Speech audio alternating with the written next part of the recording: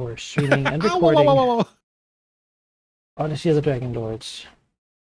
The Epilogue session. Epilogues. Yeah. I don't really have a well thought through agenda for like an epilogue session. I also figured, hey, maybe I should write some epilogues for the characters as well. But quite frankly, I couldn't, because I have no idea what you're going to say to me. So I didn't want to get in your way there. I figure we can like go through the characters, and then we can always talk about the different, like, oh, what do you think this person would? Yeah, exactly. Like, once we know which. There's a couple NPCs I need you had to take some. I had to take some liberties because I didn't actually talk to Haldemir about the conquest of Odyssey, but. As you say, epilogues, you have sort of ultimate power, and I figured Haldemir wouldn't narrate conquering Mitros, so It's funny. As long as I go first, I'm the one. I spoke about conquering the whole world but Mitros. Just leave it as like an enclave. As the Centaurs were tricked into attacking the walls. So we're looking at the split timelines that Darius can see through. He's like, so many variations. Oh God, I need to just handle this. We suddenly don't start like working together, and I go back in time, and we all become oathbreakers on the oath of friendship. I go back in time and I join Sidon. I felt like that was more of a guideline than an oath, really, for me. I mean, you all joined first, of course, so. But... Instantly descend into complete chaos. I'm supposed to bring the croissants. That would be a Greek tale, though, wouldn't it? Yeah. Absolutely. Oh, you were added to the oath without consenting to it. I mean, really, I guess that go into like Roman, where it's like, oh, there's a Kaiser, and then as soon as there isn't like one central power, they all just divide into small, shitty city-states. That's really, I guess we've small, really shitty evolved. states, even. Yeah. We should have an epilogue thing somewhere here. I've done plenty of them. Usually I find that having some structure is usually an idea. Of course, it's cheap. You're the host here. You're the meeting team leader. So. I mean, I figured we'd go through your characters first, listen to what you figured would happen, and then we open the floor a bit. You tell me which character you're most interested in, what they might be doing in the future, and then we can talk about that. Sounds good. Well, sorry, I was just stunned here by Manakai's humble brag. Oh yeah, just about so many campaigns to their natural conclusion. I'm just so humble brag. I'm just not used to doing things in sort of a laissez-faire, unstructured way. So I like to have a document to cling to, as I do for Demos tonight. I was actually, anecdotally, very curious to hear Darius's thing, because I feel like he has the biggest impact on my one, of anyone. Yeah, I was gonna say he's a little part of mine too. I feel like he's important character. He's got 5 fingers. No, he got 10 fingers still, hopefully, and they're all in all the different pies. Well, it's more like. He's very smart. I just sort of skipped a part of Demos that I'm interested in and I have an opinion about, because I was like, well, I don't want to contradict what's there. Well, here's what. Darius's player has definitely not given him the attention that he deserves. I feel really bad that I didn't like put together an epilogue for this. Just haven't really had the time / been exhausted. So I have ideas, but I will probably just be riffing. So I actually think I should go last, since you guys did put in the work, and then you can sort of call that as you see it, and I will adapt. Yeah, it's only fair for the people who did the homework. It's like it's a teacher thing, you're like, okay, everyone who didn't do it, go outside and do it, and you come back in when you're done. Yeah. I'm Ash Ketchum Or the coming thing to get when you have my to do a starter, and presentation. everyone else who showed up on time You gets have the to- rewards you have already. to, do a presentation. Get the Pikachu that doesn't want to work with him. Yeah.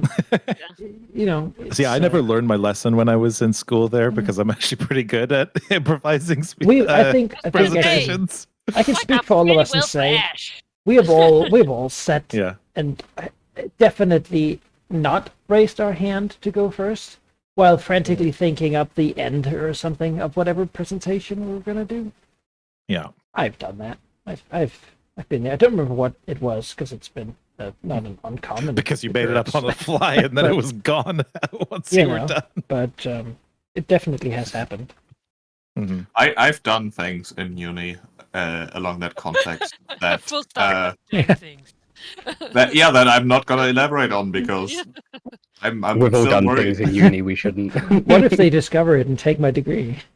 We should never discuss these things. I have not. I Uh, just want to say on the internet, I have not. We're just gonna censor out the Everyone, following please. 2 minutes so that we have time for. Yeah. And I tell you, it's the only time I've Yeah. Yeah. No. Who's beeping? Sarah, I think. Is, Please help. yeah, he's ready to Got the soundtracks actually. now. That's into great. Nitro. I'm gonna say he's got I it. have a soundboard for my own demon. Well, I mean, there's no beeping sheep. It's me editing it after the fact Ah, yes.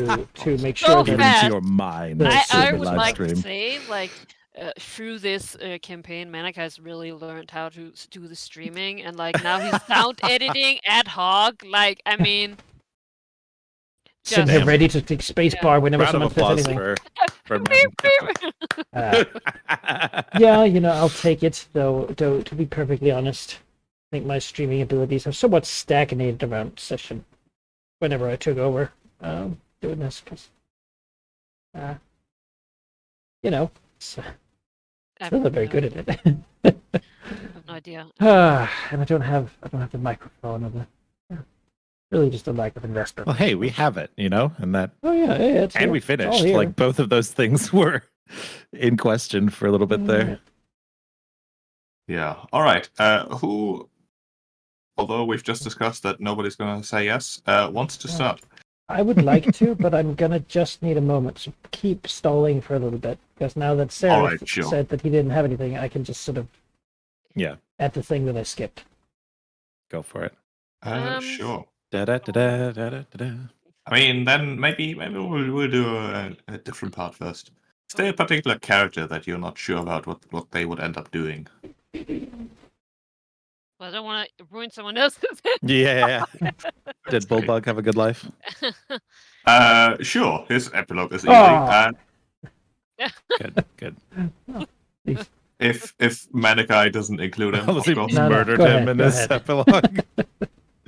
No, Final he's- sacrifice. He is very easy to place. He's got a position in the arena of Mitros, has had for a while, even in game, and that's all he really needs. Food and games. That's him. God, most relatable character. Yeah. That's all I need. Except he doesn't roll dice when he's. Well, maybe he does. Hey. Mhm. He plays a sorcerer.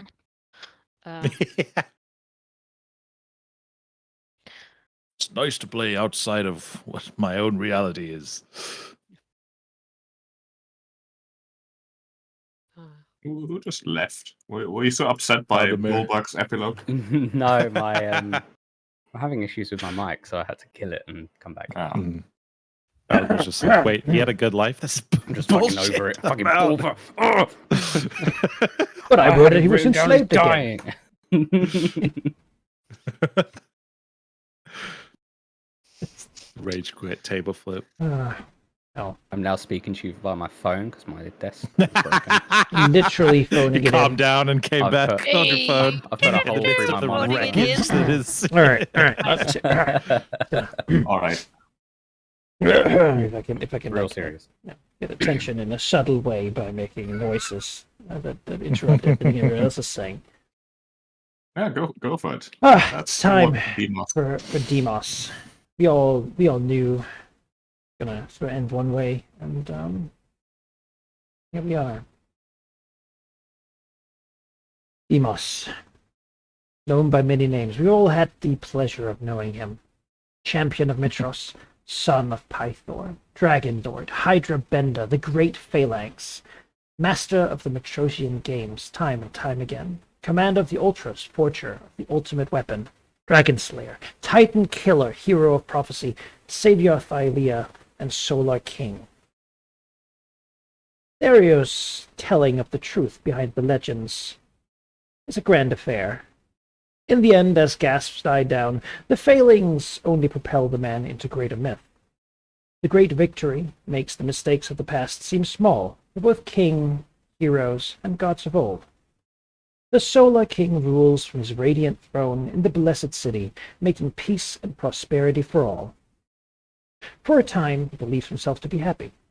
He tries to convince himself that he has settled down, that this can last. His sister knows better, ensuring that affairs are taken care of so that when they depart this land, it can last without them. Eventually, even Deimos' stubborn heart has to accept that something isn't right, that he is restless, longing for something he does not recognize. Ascension is not a choice he makes. It was made for him by the actions he took while dealing with the Titans and the God-Killers. The legend he became was too much for mortal man, and by the faith of his people begins the journey to the heavens. The divine spark comes almost too easily. After all, how else do the gods ensure that those who killed the God-Killers do not themselves become slayers of the divine? In the end, no great spell is needed. For Mitros recognizes her champion, and upon a great day, the king gives his last speech. A speech that thanks his people for their generosity, and wishes them a great future, one that promises to guard them, yet allows them also to grow and evolve. As Xerxia spreads her massive wings and flies up, borne by solar winds, an amber glow fills the air until the pair are no longer visible. The day ends quickly, yet the glow of the sun continues. The moon, now an amber shade of gold, hangs calmly where the sun left the sky. A shield to light the night, reflecting the sun of Mitros into the darkness of the night. The symbol of the night shield is a dragon curled into a circle, a rider upon its back. Deimos' journey in the heavens is doubtlessly long and fraught with battles we can only begin to imagine. His shield wall now guards all the lands he sees from his nightly seat, and at his side is Mitros, the sunlit goddess of light. In the great cathedral of Mitros, the stained glass windows show Deimos, mounted on Xerxia, holding the moon as a rounded shield, while guarding the brightness of the sun that shines through the window. In spring, when the moon is golden, the people celebrate their champion, retelling the tale of the siblings who learned to be good.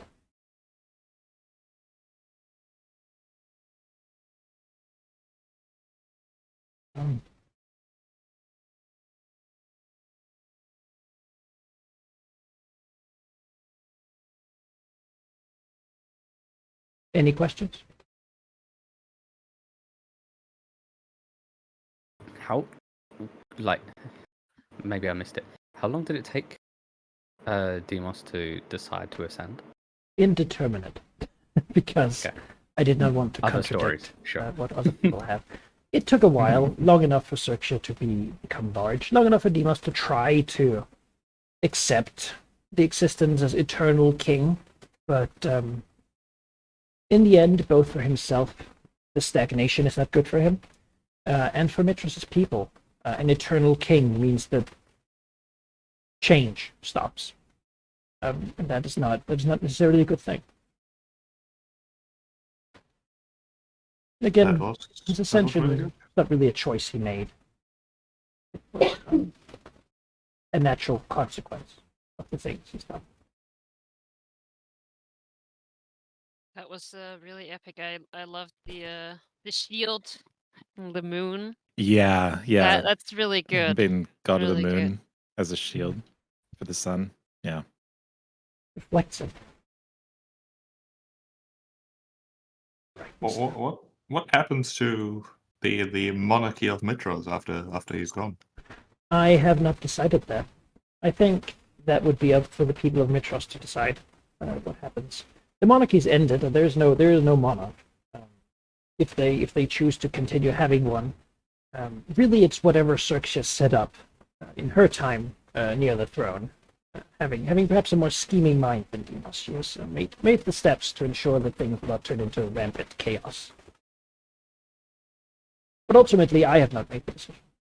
Because as Deimos' player, I feel that Deimos wouldn't have made the decision. Oh, so. And sort of leave that to the people. They will make mistakes, but we force them into sort of an eternal existence of never-changing stagnation is not a good action. People need the freedom to make mistakes.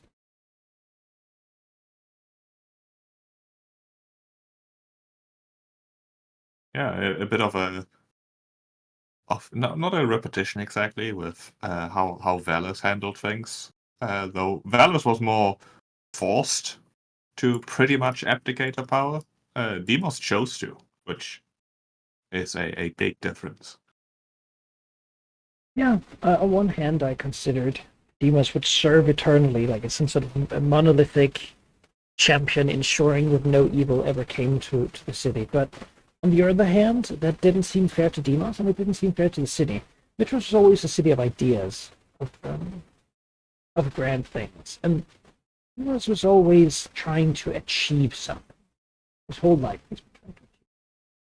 So the idea of stagnation would be the same as his like sad eventual death. So he would sit on a throne and rot, basically. Beyond that, there is one person or one being who saved his life once from ultimate annihilation. That is Mitros. In that he found faith, and he would ascend to the heavens. One to guard the land as the shield against darkness, but also to stand at Mitros' side and return the favor that she showed him. You know, a thane of Mitros. Doesn't ascend beyond her, but he reflects the light she shines upon the world. Champion.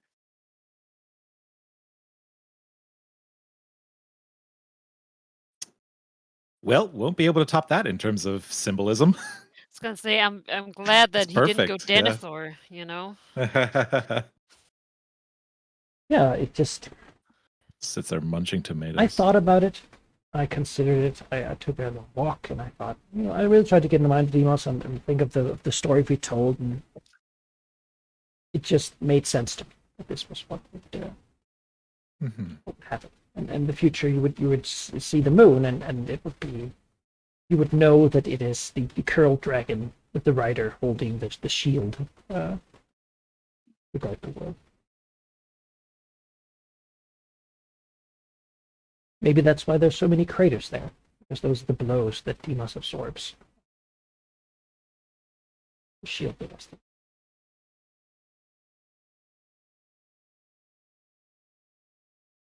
Yeah, that's really cool. I like that. I actually like the idea of a god of the moon, but it's a little bit different than most. Yeah, I like that. Like the reflective sun sort of angle instead of the classic moon goddess.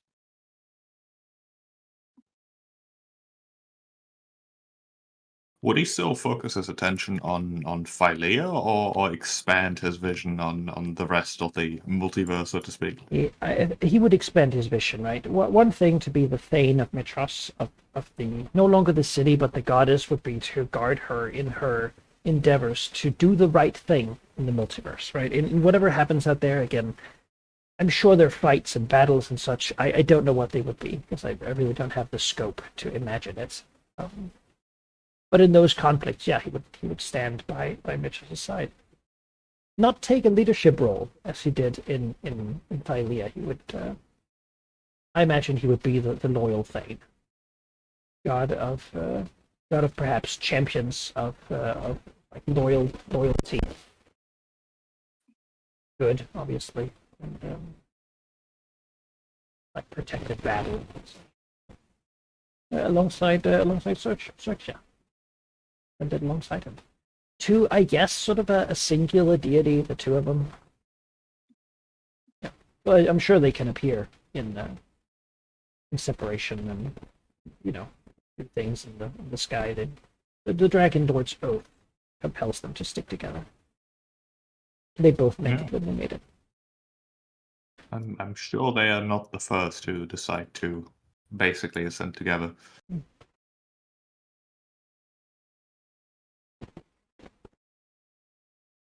Yeah, hopefully I haven't stepped too much on the toes of the rest of you all.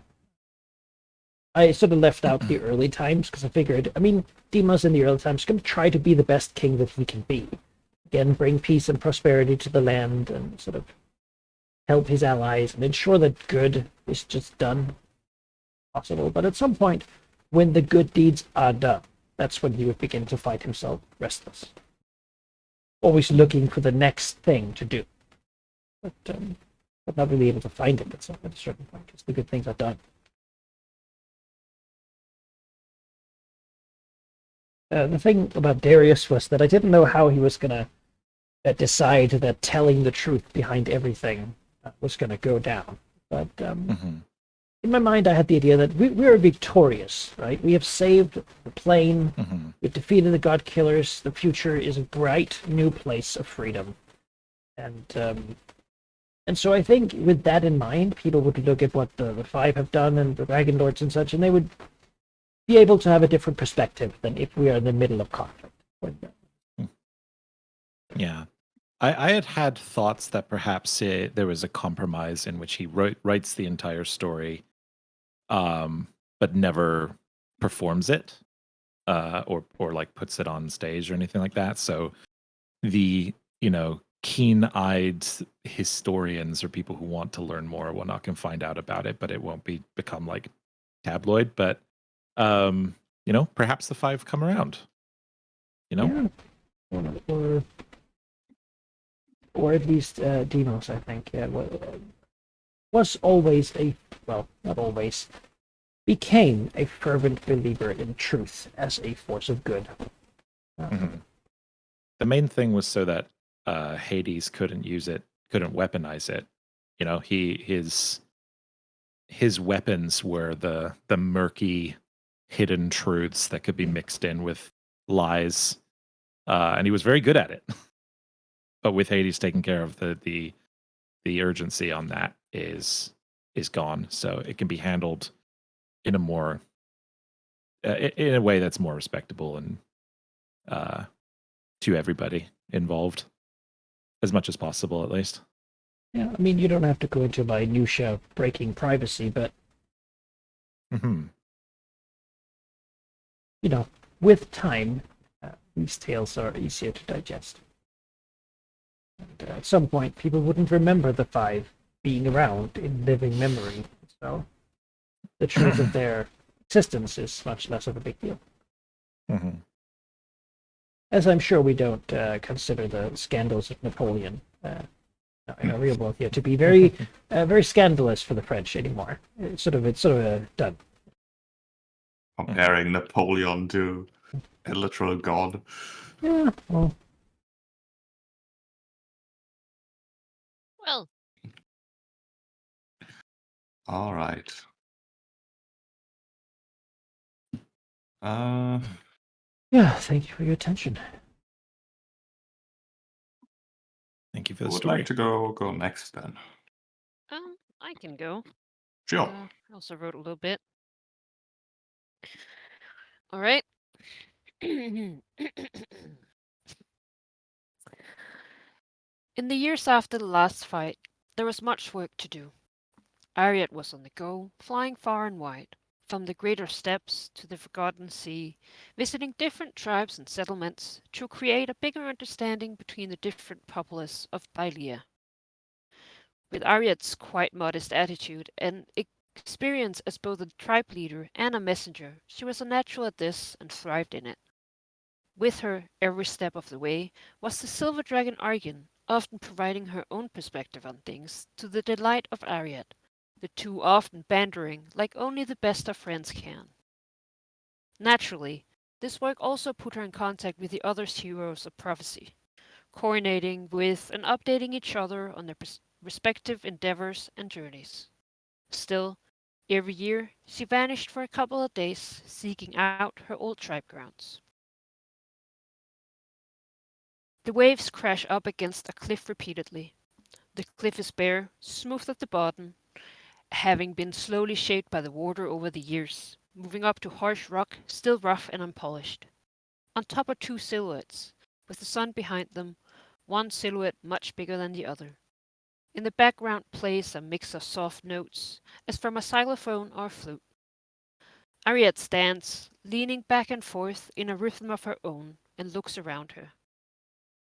The surrounding area is full of wind instruments, placed to capture the wind at different times and on different scales, a symphony carefully created over the years. She steps forward, jams a javelin into a little rock, and sets a wind chime on it. Then she spreads her wings, as the deep rumbling of Argan's humming bass is joined by the voice of the triune. On her many travels, she always returns to the safe port, the once pirate cove, now a gathering point for travelers, last or first sheltered waters, depending on the direction of the ship. What had originally been meant to be a place for ships to moor, developed to be a thriving hub for travelers of all kinds, and housing the headquarters of the winged messengers. It is not so strange that it is here that the followers of the Tritone start gathering. Initially, a lot of the followers are sirens, seeing the benefit to learning how to guide their emotional states with the help of music, giving them a greater control over their ability to fly. Here the methods of the once forgotten clan is retold and shared for generations to come. Gradually, more and more materials gather as travelers share their knowledge, and as Ariad and Argan's own note and works ends up there. Soon, the Tritone is just a section of knowledge kept there. Today, many years in the future, a towering library stands proudly like a lighthouse, light streaming out at all hours of the day and night. In the midst of the massive open room of the tower is a round center point with a sturdy oak wooden desk commissioned by an upstart druid craftsman many, many years back. Behind the desk sits a silver-feathered siren with reading glasses and hums an old melody in a deep tone. She is bobbing her head with a colored pencil in one hand, frowning slightly at an open book on the table. It reads, Abstract. The story of Ariad Libitum was a long and eventful one. From a young age, she was enrolled as a winged messenger to later become the leader of the Tritone clan. See the appendix for more on the Tritone clan and for more works on the topic. She is, however, mostly known for her involvement in the fight against the twin titans Sidon and Lutheria, as well as fighting the Caged Ones when they escaped from their prisons after joining the reformed Order of the Dragonlords with the other heroes of prophecy. See appendix. Yet here in the Ad Libitum Library, she is especially honored as a guardian of the conservation of knowledge. It is her casting of the divine ritual that preserves and protects the knowledge stored here, so that it may never be lost once it enters. In this book, we will attempt to decipher the individual parts of the ritual, or more accurately, rituals, and discuss the approach and their cultural origins following her known travels around Thylea, as well as the influence of Dario's fate hand. See appendix. Her finger hips over the quote underneath the abstract with the official crest of the library.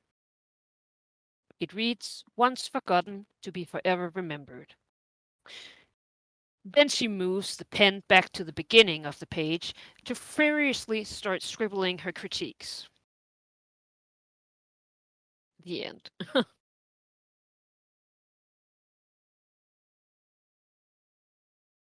That's really nice. Very Yeah, descriptive. The cliff, the music instruments. yeah. Since it was a clan like based on music, it made sense.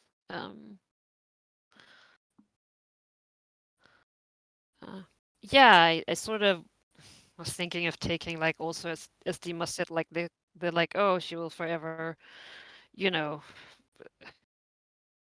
yeah, also some kind of forever task. Um, but then I just thought about like her story and the traveling, and suddenly I started thinking of like, oh yeah, like the whole thing with her clan was that it like they vanished and they were forgotten, so it makes sense that she would go for basically making a place where it can't happen to knowledge. Mm. To sort of devote her life for that later on. I wanted to sort of go go in another direction than I had initially initially done. I like it. It makes a lot of sense. In the end, making Aetherius' actions sort of the ultimate failure. Right. That was lovely. Yeah, it sort of made Aetherius' actions in the end be the ultimate failure of Yeah. trying to defeat and make Ariad's Yeah, clan disappear. Yeah. Just have them And immortalized. Sidon's like retconning of history also thwarted. yeah, exactly. I thought that was like another way of fighting. I figured she would have like through her travels researched and worked with Darius and the others to sort of create this Mm-hmm. obscenely powerful ritual to make sure that the knowledge there cannot like be removed or changed. What are the limits now? We killed the god killers.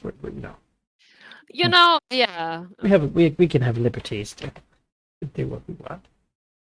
Well, I like the idea of like you can't edit the knowledge in there, so then like in the last part, right? Then everything becomes like a comment on that then needs to be reviewed and then figure out if it belongs in the like Yeah, I remember video game called like a Divinity Original Sin, where you travel to the end of the world, and what's there is a library, the last thing that's around.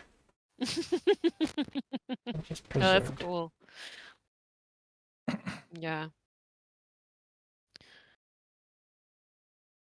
Oh. It's very poetic. At the end of time, the only thing you're surrounded by is history. Mm-hmm. Yeah, that really is. Yeah.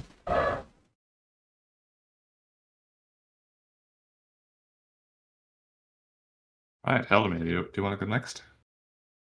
Sure. I am. I've had a crazy 3 weeks, so I didn't actually manage to do too much in the way of coming up with what I wanted. But ultimately, I knew that with the God Killer's dead and nothing really pressing anymore, Artemisia would focus on Eresia. They've been under the control of under a vampire for the longest time, and she'd shaken up the ruling class quite a bit, and she needed to fix it. She'd done sort of a patch job before coming back to the group, leaving a sort of council in her stead. But so she comes back to Eresia, rebuilds. Most importantly, as I said before, open up trade with Mitros. There was some, but actually make it more of a thing. Sort of break down those walls of previous conflicts. Now that the king of Mitros and queen of Eresia are, I mean, are literally connected through oaths.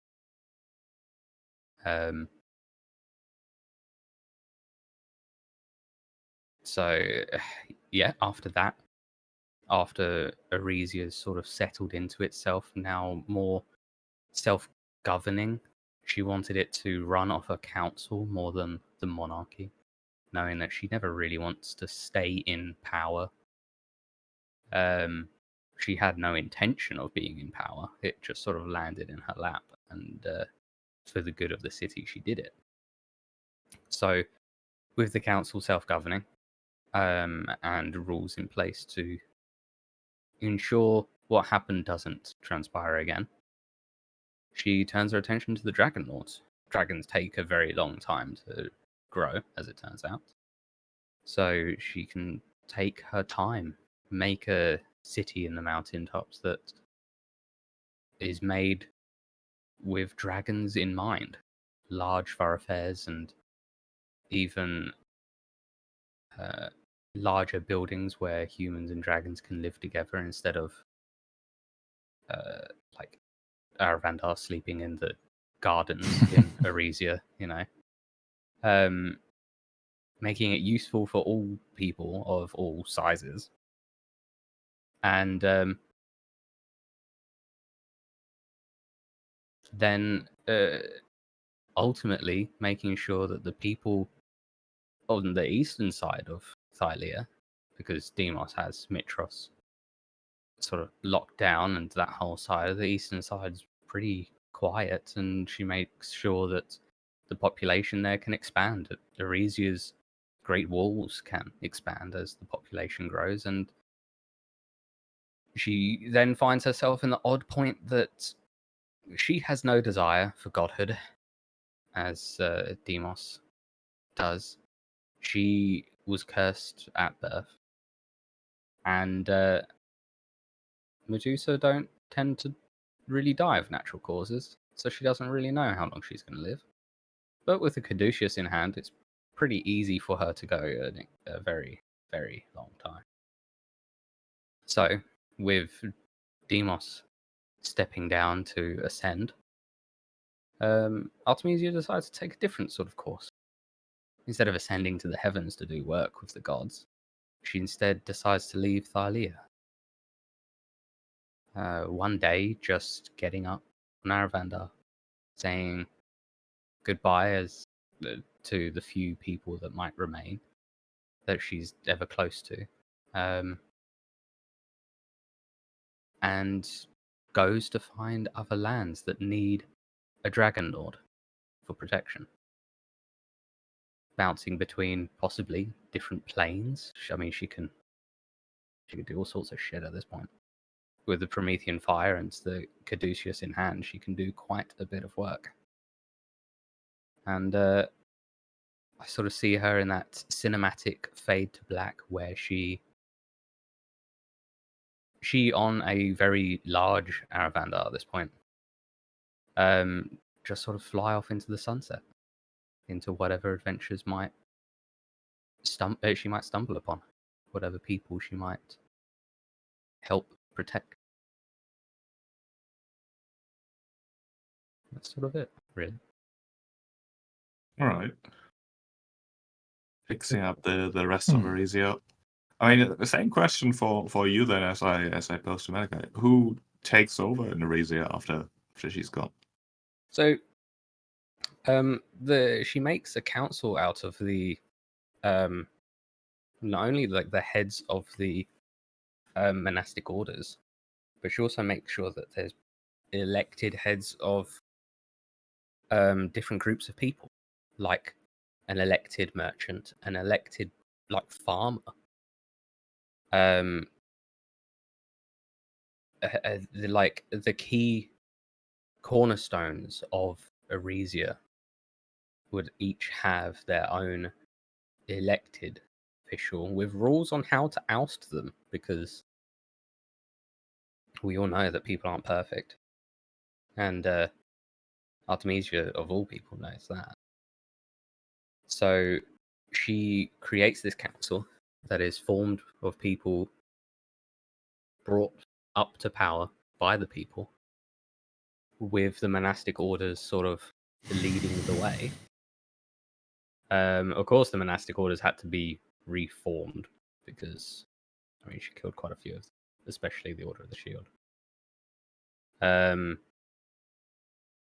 But yeah, she would leave it to the people. She doesn't feel like a monarchy's really needed, and especially not her monarchy. She wouldn't have the kids, and she's not one to settle down. She can barely stand still for too long.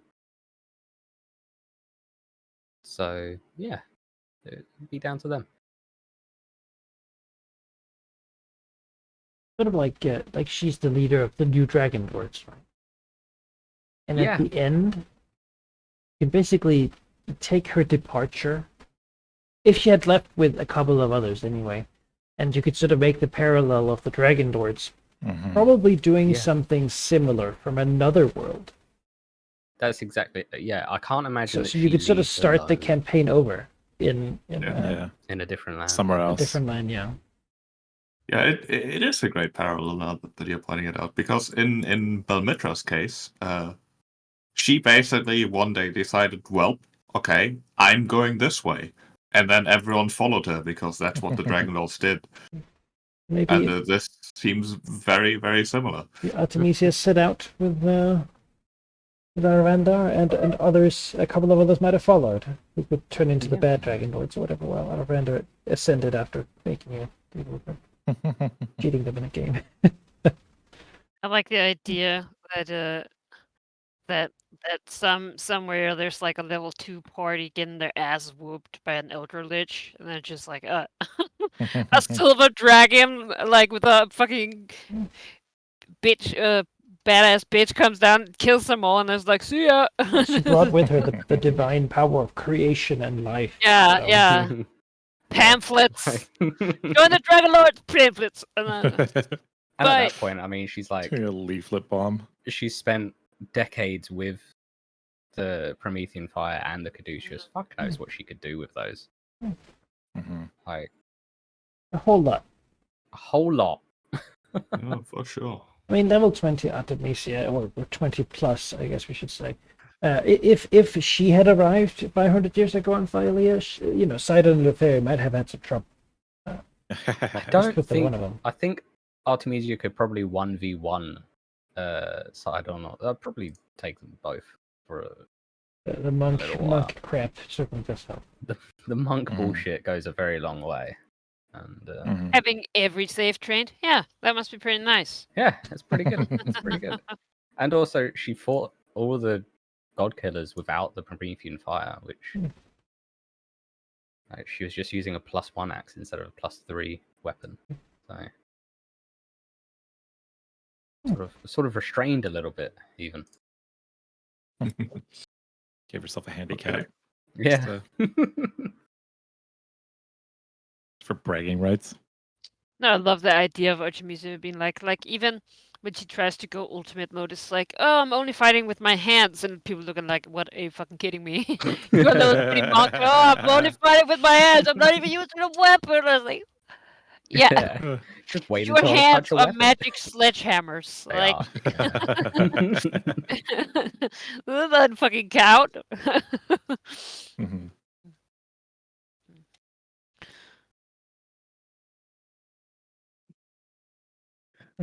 Does she have any specific interactions with Nephili? Honestly, I think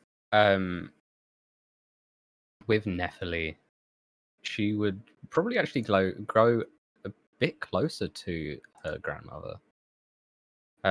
Because ultimately she wanted to further Artemisia's position and gain more power, and then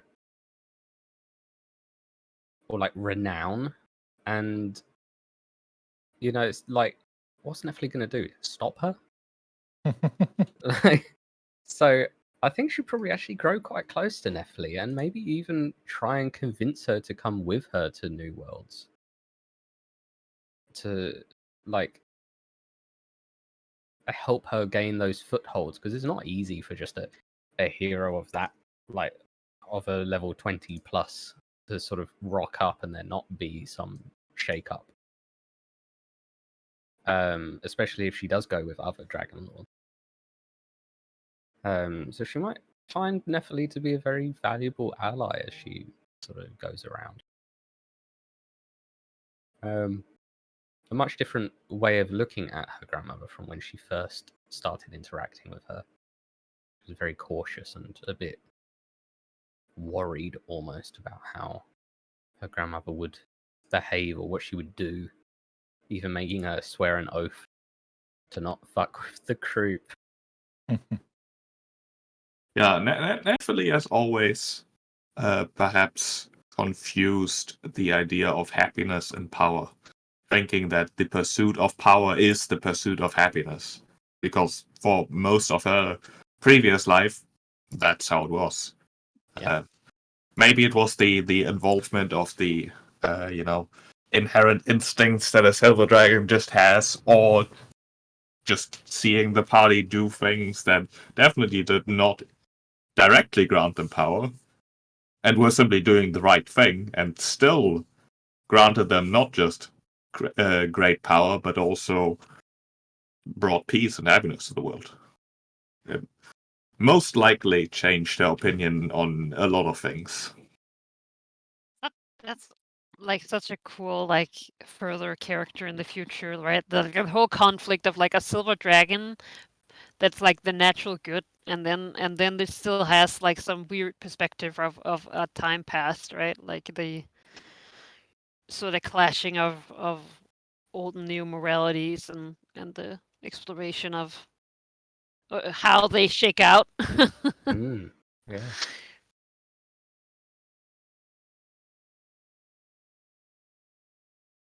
She's definitely a wild card for anyone who's like, oh, it's just a silver dragon, and then she's like the most chaotically. She's chaotic neutral. I feel an she's axe and shield Also wearing fucking monk on the back. dragon sorcerer, you know. It's like surfing Yeah. on Erevander's back. I mean, I could make dragon wings even before I became a dragon. It's like, oh right.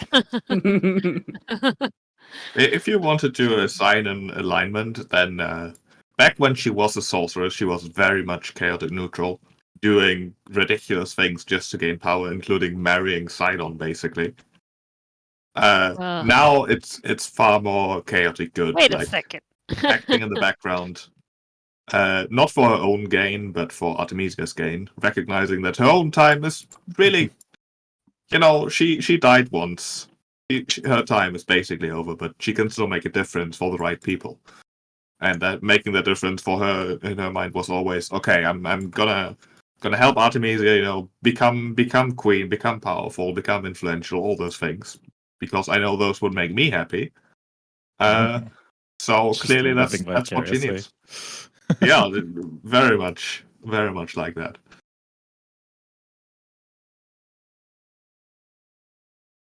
All right.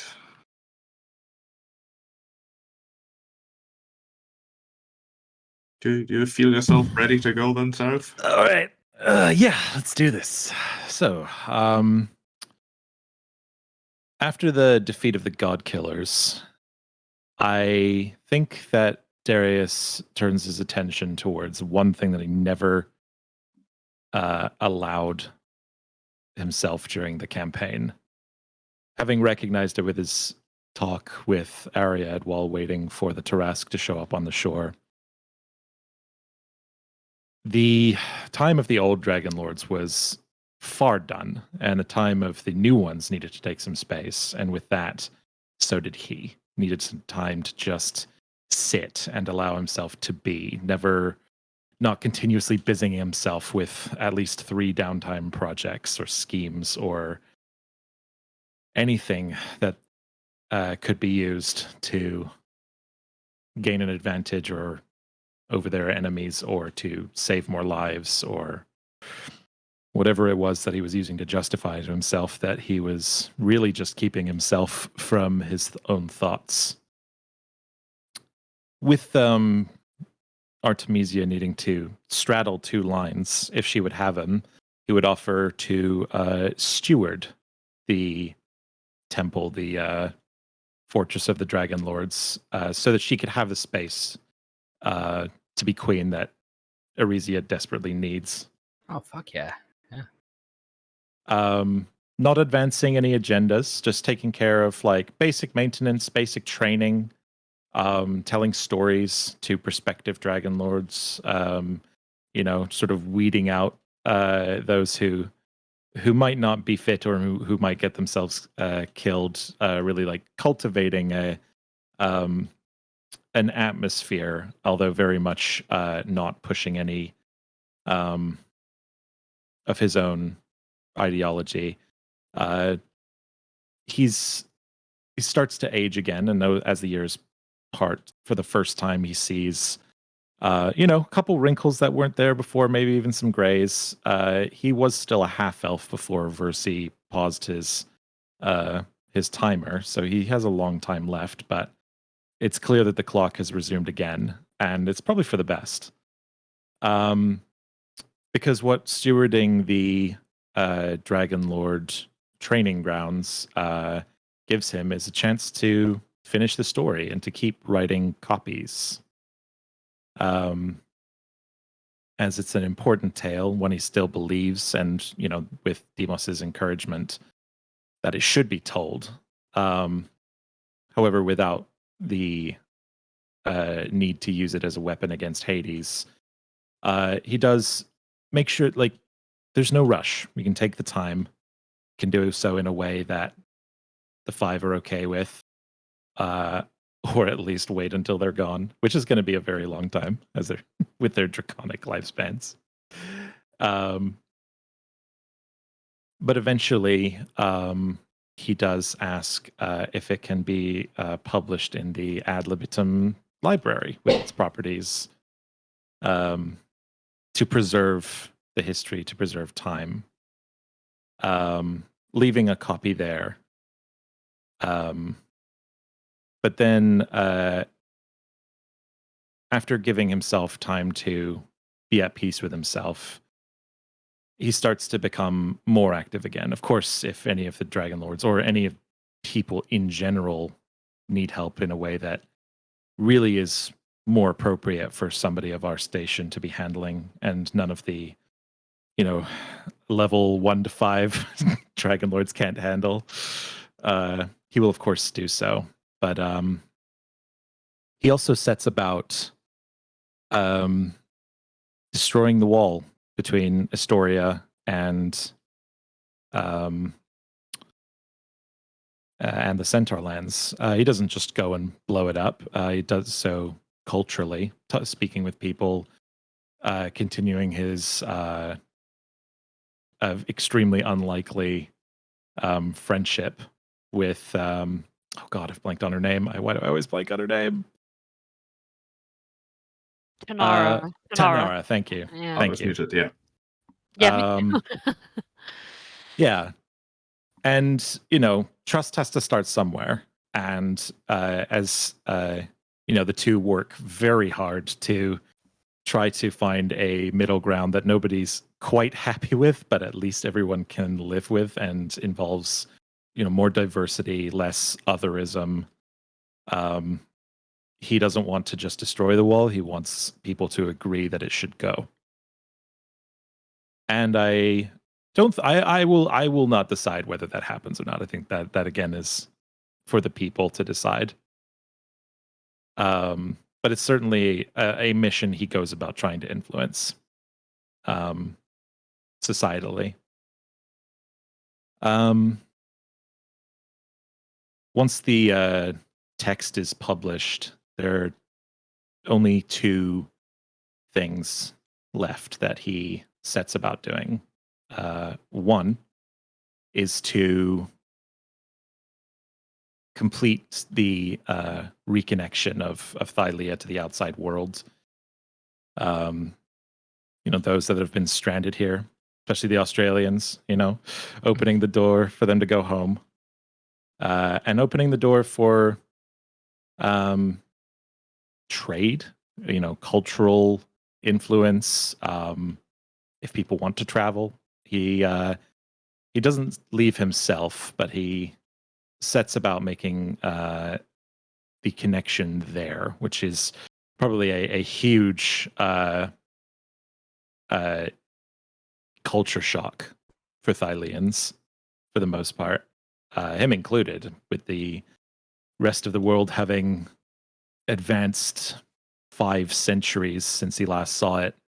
while Thylea was making sacrifices every day just to survive under the thumb of the Titans and not really advancing. But he doesn't go through. He opens the door, and perhaps that's when Artemisia and the company of Dragonlords go about continuing the mission, but properly.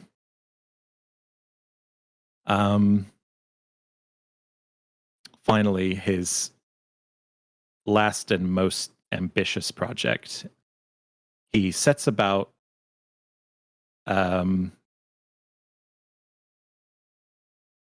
going to the Fates, going to the island of the Fates, surprising them despite their foresight. It's something he cooked up for a long time.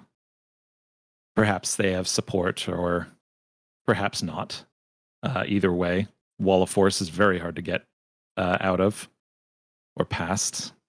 And while standing over them, he makes a choice that he wouldn't have made in his younger life during the campaign, especially after the vile and sort of treacherous behaviors that they inflicted upon him and likely so many others as well. He spares them, instead simply taking their loom and forcing them to watch what happens next, like most people have to in the world. And with the loom, the help of Versi and John, as many of these sort of esoteric beings that he's cultivated, perhaps even trying in the like courts of Asmodeus while being a witness for Hades' trial to try to get some influence there, sets about not just being able to see through the different timelines and the different versions of the story, but to travel through them with the copies of the Odyssey of the Dragonlords, enshrined by the protective magics of Ariadne's library to ensure that the story can never be erased. He doesn't go there to take over. He doesn't go there to become a Dragonlord or to influence different groups of heroes with different names or anything like that. Simply to leave the artifact in a place where it could be found. A place to give them hope, give them influence that despite the despair, things may not be what they appear to be, that a tyrant who's never been defeated may instead have simply erased memory of all who came close. That moving with blind goodness may bring false glory, but it also brings hope. And the contrast is to lose yourself, and how he very almost did. It's not lost on him that he was the closest to mirroring Estor Archelander. And so those truths, all of the things that were kept from his version of the story, are there to influence others. Perhaps some of the stories are similar enough for them to realize that this has come from another version. Perhaps visiting the Sphinx, who could see through all these different stories. And others, the world is so completely different that it's just a work of fiction.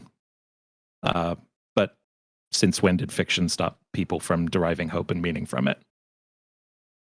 And I think that in these travels, he may, or maybe he believes he has, or maybe he never stops trying, but I don't think that he ever quite finds his way back to his timeline, the one where everyone else is from. That's been handled and it's in good hands. So I think he just goes about doing what he can to ease the burden of all of the other versions of how things can go. Some of them which don't really need it, others that would otherwise have been much darker. Until his time runs out.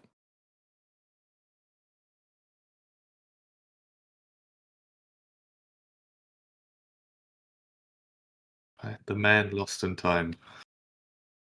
By choice. in a different world.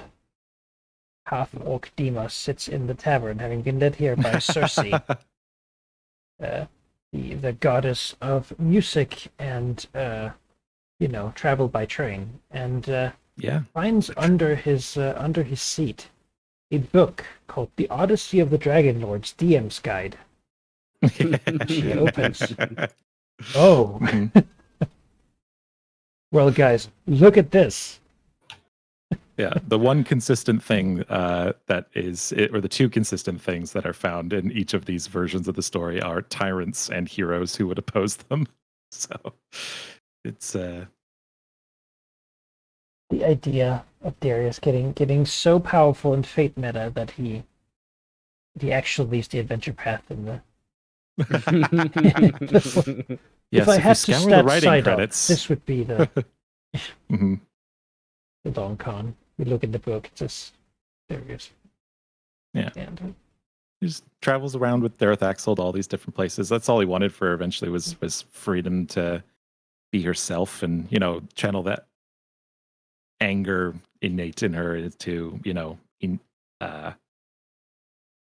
a very passionate response to injustice, But what better freedom than to literally see all the different ways things could have been and have influence on them. Just in the background.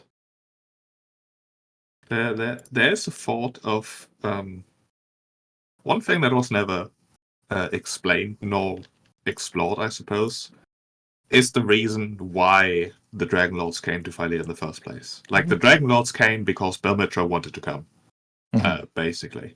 But the reason why she wanted to come to Phylea, how she found it in the first place, was never really explained by her to anyone, really.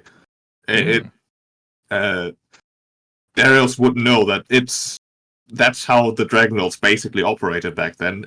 Belmitra got some sort of put something into her head. There was some injustice she heard about, and then she went there, and everyone followed. Not because she expected them to follow, but because that had become sort of the modus operandi. Like, Belmitra has an injustice that she's been targeting. The Dragonlords follow her, obviously, everywhere. No questions asked. Her quests are always worth pursuing. That was sort of the way things operated. Initially, of course, it was just her. Then it was her and Vulcan. Then it was her and her family. And eventually, it developed into the actual Dragonlords with a good dozen or more dragons, their riders, and all that.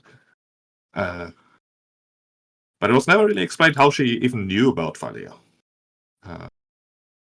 One idea that maybe comes to mind is while Darius travels through the various time she streams, finds the scroll. maybe that, or maybe he himself even has a talk with a young Belmitra that, of course, he doesn't really realize that it is in fact his old timeline, and Belmitra doesn't realize that she may be talking to. She doesn't recognize the younger, less jaded version of him. Yeah, maybe. And then it's like there's a place that needs hope. Maybe it's all full circle, and neither of you really realize. God, it just the idea that Balmitra had a vague idea of like how everything was going to play out, like the confidence to do the game thing because she knew that she would win if she went about it this way. I mean, it would cheapen her accomplishments a bit, but yeah, maybe there was just a push in the right direction. That there is a place that needed hope. Maybe there were some vague words spoken that were completely misinterpreted, and yeah, I think that's better for sure. Yeah. Who knows? Speaking of timelines and stuff, at some point we see once again the vision that upset Deimos so much and compelled him to work so hard for Demetrius' safety. The crushed city, ashen and burnt and destroyed. Then we zoom out and look at the snow globe model. Deimos smashes it once more with a hammer. There, he says, dusting off his hands. Now there's no inconsistency. It could never happen. I've already It's completed. Where's my tiny house. archaeologists? Get them in here. Yeah, it's like a Tiny sandcastle. archaeologists. As a different Deimos looks through the lens of time and sees the model and goes, "Oh no!" Yeah, it's a big sandcastle that like a bunch of kindergartners, have destroyed. There we go. Now, Yeah. I knew I saw it. I remember it perfectly. I remade it so that I could see it in the past. I just needed motivation. That's how it works. I knew that I was the one who did it the whole time. Yeah. So will Darius like drop off new dossiers in the library every now and then, just like secret notes to get some I- fanfic? I don't think I not for maybe a lack of desire, but I don't think he ever makes it back to Yeah. this story. I think once he goes about that Goes final in, project, yeah. like he sort of left the world as good as it can be, like with the things that he thought were important. But now people Yeah, who are better suited to steward those ideals are all in place. So, Yeah. once and it's also like I think once you've cracked that, you may not even have full control over where you end up. No. So- Maybe that's okay. Like Yeah. maybe for Darius the last travels need to be more fluid than he has ever allowed before. Yeah. Not And it would controlling. not like nothing would change ultimately if he just came in and blew up the blew up a bandit base or the Titans or whatever, it's more like- and then it's more left because it would just create a power gap or create a power There's- vacuum. There appears, and under Mhm. different Deimos's pillow, he puts an adamantine ingot. There we go. At 100,000 gold. And now I'm off. It's bailout. There. This becomes a paladin much earlier of trickery.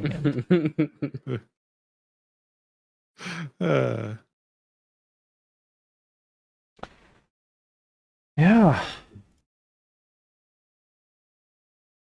Yeah, But it's also like everyone's infinite going time to down. Travel take rests and breaks.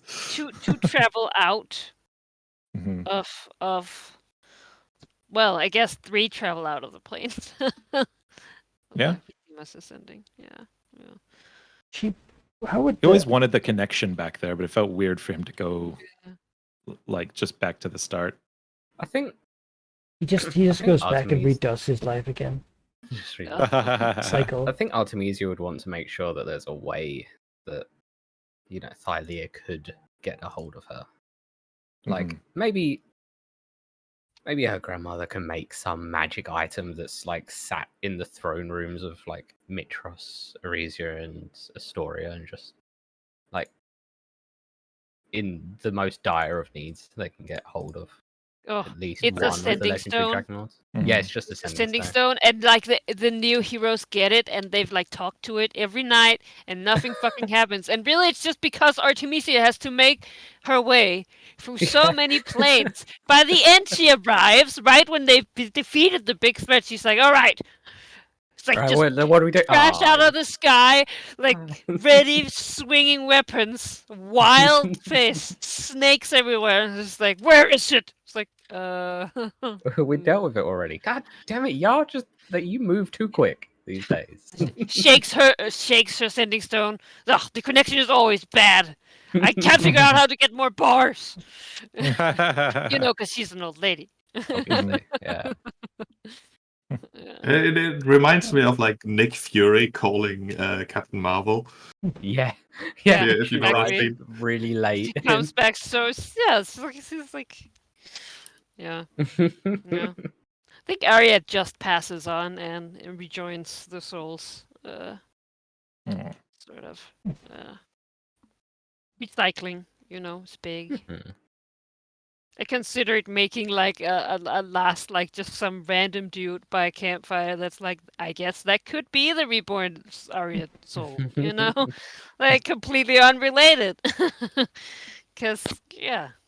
Oh, I kind of love the image of like Artemisia goes to different planes, and then each place she sees someone that kind of reminds her of Ariad somehow. It's a bit weird. The uncanny, moment. So what would the 5 do?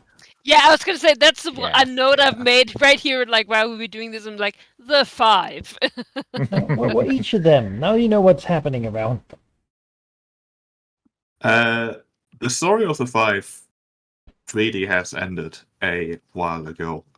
The thing they wanted, the thing that was interrupted, is to basically just retire. Like even Pythor realizes that their time has come and gone, and it would not be right to try to pursue power and influence again.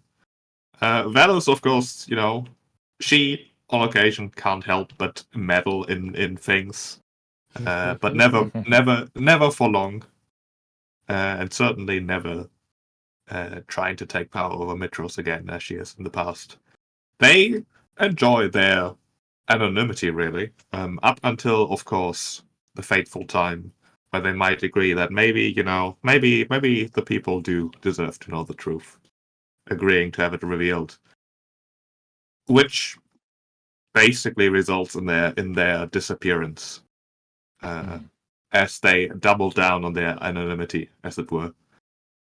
Perhaps even making it impossible for you to reach them, as at least Pythor has learned that really goes against the whole peace and quiet thing.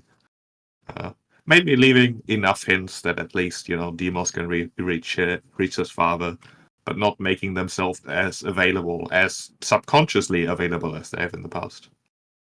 With one notable exception, Kira, of course, who does follow her siblings, her family's what's the word? Direction of Example. Example of removing herself from the story, but not after a spectacle, of course, as she still has one chicken to pluck with Darius. Yes, we never did the poetry battle. It is true. Well, what better time to do than when the rumor mill is going hot, when people are so confused about the 5 being dragons and all that? What better place to not only give Darius a story, the proof that the people might be hankering for, because that sounds absurd. Like the gods turn into dragons and then retire. Like what the hell? There will certainly be a spectacle, probably like in the arena of Mitros, because that's a nice gathering place. It's like a rap battle. Yeah, basically. One that she, however, is severely under-equipped for, sadly, as she has been gone for much of the story. But that's not the point. Winning competition was never the point. I mean, if she waits some years, she can just find Darius's book and read up on it and then write. Like, she can do her homework, but she doesn't seem the type to read the stories. I would like that. Like her version just has some like ad hoc, so like, and then they went and they found a flying unicorn. It's like it's not quite the same. She's certainly got hard nerfed since when she first made that challenge, because she not only is not a god anymore, but then was also removed for most of it.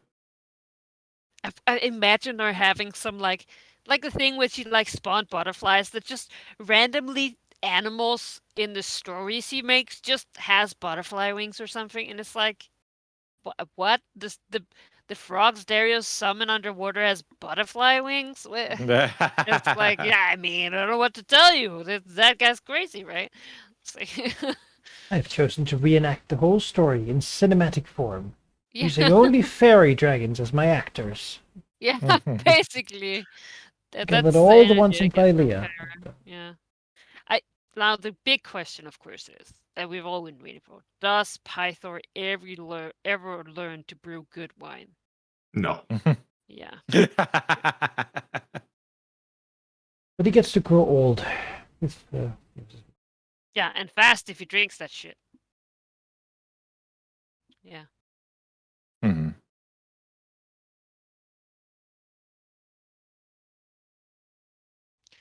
Alternatively, his wife just has her own wine business and just like switches out all the shitty wine with actual good wine. Just like, yes, yes, honey, this one's real good. Switches out. Plays the harp. Yeah. Yeah. Yeah, the only one of the 5 who's probably easy to find if ever anyone who's aware of it needs guidance would be Vulcan. The place of his retirement is, of course, the Golden Heart, the place where, well, both Phylea resides mostly, like primarily, I guess, and also the place where Belmitra ascended. Yeah. I imagine Ariad also goes there sometimes. Still, sort of. She had like a recovery at one point there. She would go back while she's alive. And one of the reasons I also figured that most of us probably would leave Phylea or like not be eternal defenders is because Kentimane will come back eventually. It's To true. do it. To protect Phylea. So, perhaps having found that that in his absence, humans and the mortal races did a pretty good job. Probably worth keeping around. So, Yeah, additional guardians of them. just Kentimane chill the fuck out after being in the timeout corner for 1,000 years. It's like it 10,000 turns out it was okay. We actually solved the problem with the God Killers. It's just a plot hook for the next campaign. Yeah. A different group. Yeah, Kentimane isn't really a creature of reason, of logic. He's a creature of like primal chaos, of primal instincts. If he reappears and everything seems fine, Phylea seems fine, most importantly of all, then he'll just disappear, patrol the waters once more, guarding it against outside threats. That has always been his primary mission, to make sure Phylea is safe from anything that would threaten her, from the outside at least. The fact that his sons and daughters basically messed shit up was sort of a blind spot, really. Wasn't really. Maybe he was aware. It's hard to tell. Like he's more force of nature and less creature. Yeah.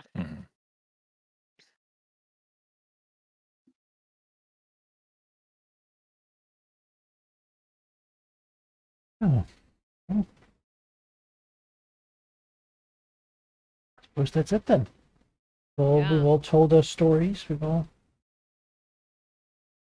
seen it. In the end, I think everyone had somewhat of a poetic wit again to their stories. Like Artemisia continuing the work of the Dragonlords, Ariad, the forgotten, kind of the eternally remembered.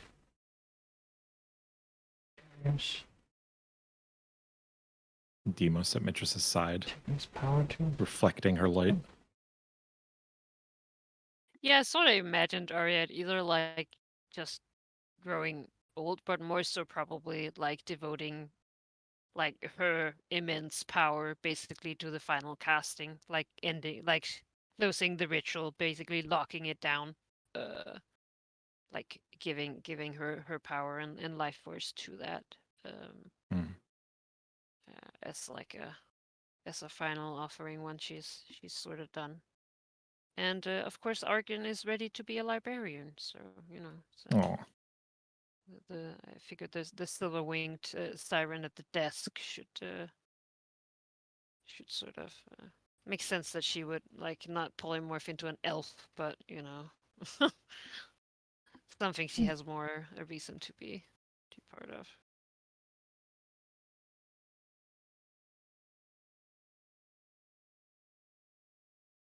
Yeah. Certainly, it's, everyone's quite different from what they used to be when they first met each other. For us back in the tavern for Ariad on Frog Island. Yeah, met Artemisia as a crap. Yep. She's very different from a crab. It's true. I don't know. Hard shell, soft inside. There's some parallels.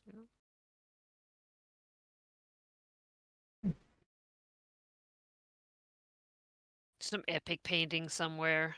Like a crab fighting a giant who's like, yes, Artemisia and Polymorph still kicking ass because she's a monk. You don't give a shit. She doesn't care about anything. Was there anything we missed? There was a few islands we never went to. Things you missed, yes. You never went after Kira after you made her disappear. Yeah. There was a whole deal where she was sent to the Maelstrom, which happened to be basically the area directly above the Tarrasque's prison, which meant it was sort of half affected by the time stasis field, keeping the Tarrasque in check. Had you gone there, there would have been definitely hints that time was being all wonky, and you might have been able to witness / interfere when Versi battled John and Janice.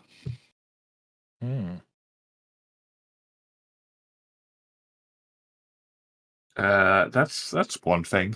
I mean, in the end, not being there certainly had consequences, as it should. But you handled things. Other things. I mean, there was the thing I already mentioned with like the Dragon Slayer epic destiny sort of path that had like a whole island basically where there was like a narcissistic gold dragon, but I don't think that would have added much to the story. So basically, I think it wouldn't have added anything to it really. Other specific things you missed. Well, Eresia, for obvious reasons. Yeah. I'm so curious what that arc would have looked like. What was the greatest gift you could have received from Typhon? The greatest gift you could have received from Typhon. Yeah. You rolled the best possible number. Let me check the book. I'm sure it's paired with the worst curse. Well, maybe, but worse for who, right? I suppose. Because I would have been turned into a Medusa, which is like, oh no, terrible curse, but also immortality and that boosts. If I remember correctly, I think you also got like a +4 or something to your charisma. Yeah, which for paladin, 24 is huge. You know. Yeah. So you weren't a paladin maybe at that time. But also, maybe it had alignment. I was like, maybe I want to become a Medusa before the final battle. Also, alignment switch, but you know. So the Morph Typhon had an 80% chance to give you a temporary blessing with no downside. Oh wow! Such as 80? Yeah, it was a D100, and you had an 80% chance to get something beneficial with no downside. There would have been me, of course, hinting at terrible prices to be paid soon, but there would have been nothing. They would have been a variety of charms, which I believe, as far as the 5th edition rules are you basically get a consumable in a sense. For example, you get a charm of dark vision, which means you can at some point decide, okay, I want to activate this charm, and then you get the benefits of dark vision for a while. Gotcha. And those. So we just rolled bad and got the 20. No, you rolled good. Yeah. You rolled high. Yeah. It was a D100. There was a 20% chance to get a permanent bonus, which are the blessing of wound closure, which means that you get the you stabilize whenever you're dying at the start of your turn, and whenever you roll a hit die to regain hit points, you double the amount of hit points you get. So it's huge. I believe the one that Demos rolled was actually the best one. Yes, tell me more. It could have been. the blessing of magic resistance. Oh Which is god, yeah. permanent That's right. advantage against spells. But it also comes, of course, with the curse of the Medusa. Which really isn't that bad. Could be worse. Yeah. The +4. If only I rolled that. That's I right. would Yeah, have you had just like got +4 to magic charisma resistance. and magic resistance. You're like, what the fuck? And immortality and sight of the of actual Medusa like power of turning people to stone for like a gaze attack. Yeah, it would be awful, huh? Could you imagine Yes. the turned Demos now? It was, yeah. It's lingered all this time. He held it at bay, and now And you would have had an evil god king. the mirror So- shield to make it spread everywhere. I mean, really, those blessings were temporary as well, because you would eventually turn into a monster and basically be an NPC at best. But it would have been a terrifying NPC. Yeah. Yeah, the way it worked basically is Probably a full whenever you listen to the whispers that come out of the maw, you roll a d100, and you can keep listening. And every time you keep listening, you add a plus 10 to the Another one. d100 roll. Oh. So you can become incredibly powerful and also be afflicted by every curse and disease ever. Well, I mean, Mhm. and then you wish to not have the downside. I Sort mean, of that could have wishes. been a use for the sort of wishes, which you didn't get.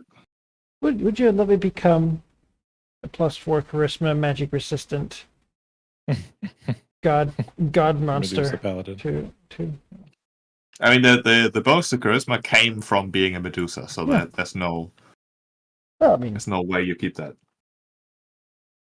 Yeah, because wish you can always monkey's paw, right? So if you wished for none of the negative effects, it would probably just get rid of the curse, and then you you don't imagine have a the 24 charisma, you don't have the positive Yeah. either. the aura, the power of the aura, and the hit bonus. Crazy. Oh, Typhon, then you make me scared of you. I mean, stop from getting any more. Yeah. I think I sold that pretty well. Yeah. That being fun. I told that I was more frightened of being on the island than anything I'd ever had in my life. Have to go.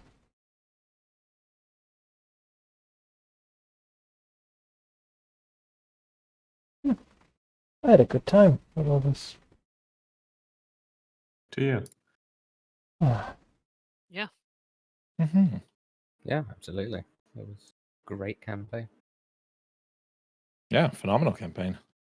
Are there any questions you have left for me? Be it about characters, about plans, about... I mean, question like, have you missed anything? What was the planned story for Kira before basically having to write her out? Because I was being a moron. There really wasn't one. Oh. Book as written, the book sort of forgets about the 5.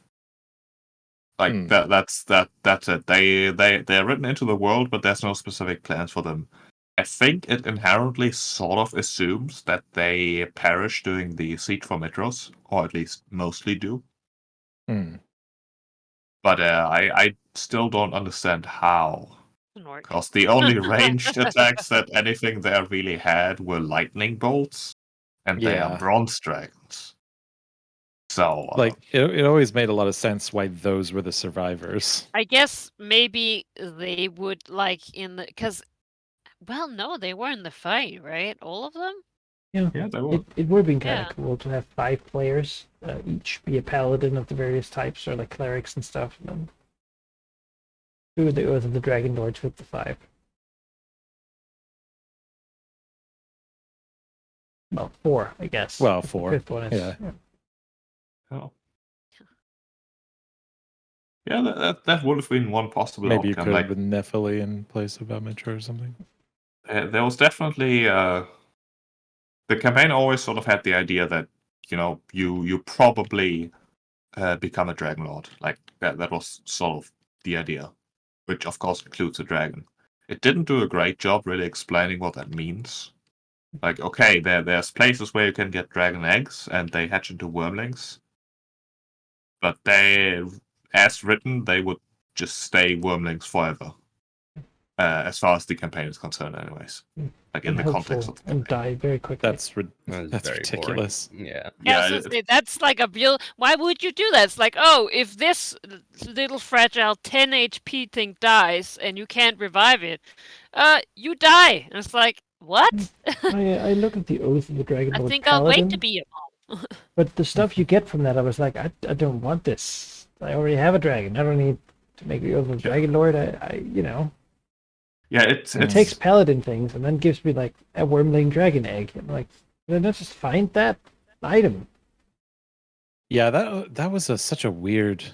It seems to be made to play not this campaign with it. In which case, maybe it's more balanced, like, because then you actually, like, dragon is part of the class feature.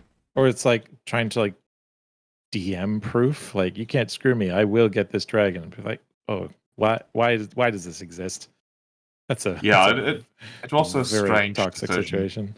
Like, on the one hand, the campaign has locations where dragon eggs are. For example, in the lava place where the lizard folk lived. Mm-hmm. There was a brass dragon egg, I believe, or something. I think I remember we found like 3 and 2 of them were dead or something like that. One of them. Yeah, exactly. And there's a few more places. I think 3 or 4 in total. But then you also have the paladin, who, if I were a player who's like, yeah, I totally want to get a dragon, obviously, because I want to be a dragonlord, so I pick the paladin. And then you find a dragon egg, and then you also have your pseudo dragon deliver you another one, and now you have too many dragon eggs. Like, what? And then like everybody else is now just getting what is your subclass feature. Yeah, and then you also have like the 5 who are implied to be possible, partners for Bond of the Dragonlord, and they would also already be, young adults. Mm-hmm. So you play like this paladin and have your hand full of dragon eggs, and also a young dragon who might want to become your own, and you're like, that is too many. You would try to circus and juggle with them. Like the only thing that seemed worth it for that subclass was its capstone, and like that's a huge investment to play in a subclass that kind of sucks just for its level 20 ability. But in another campaign, you could play it and have it be. Oh yeah, you could. Yeah, it's well tailored for like a campaign that isn't this one. Yeah, it was strange. I did like all of the other subclasses, I think. There were some strange balancing choices for sure. I mean, Sarah's with the bard. The like, bard okay, now work. You're done. I finished it in like 2 sessions, which floored me. Yeah. Like I loved the concept that your poem was getting better, and therefore your bardic inspirations would get better with like actual experience that happens at the table, and you have to be like on the ball to catch it and use your reaction to write it down. I thought it was really cool, but like it was way too easy because it was like somebody crit fails, someone fails a death save. 55% chance on every die roll in the whole game. Yeah. Wait, I thought you had to write poems. Yeah. I finished it in 2 sessions before you even joined. Poems. Oh. If you as a player had to write like 50 actual poems, it's strange subclass. I know there are some players out there who could do that real easily, but I am not one of them. 50 seems like I would need some time. Well, you would have 3 years. Yeah, exactly. 50 in 3 years. I guess I did write some poetry for yet, so. I think it needs to like you pad out how many you need to get to the next threshold, and perhaps have some more interesting. If it says like 10,000, then you'd think, oh god, no. Yeah, I mean, not quite that. Cap. How many can you do? You know.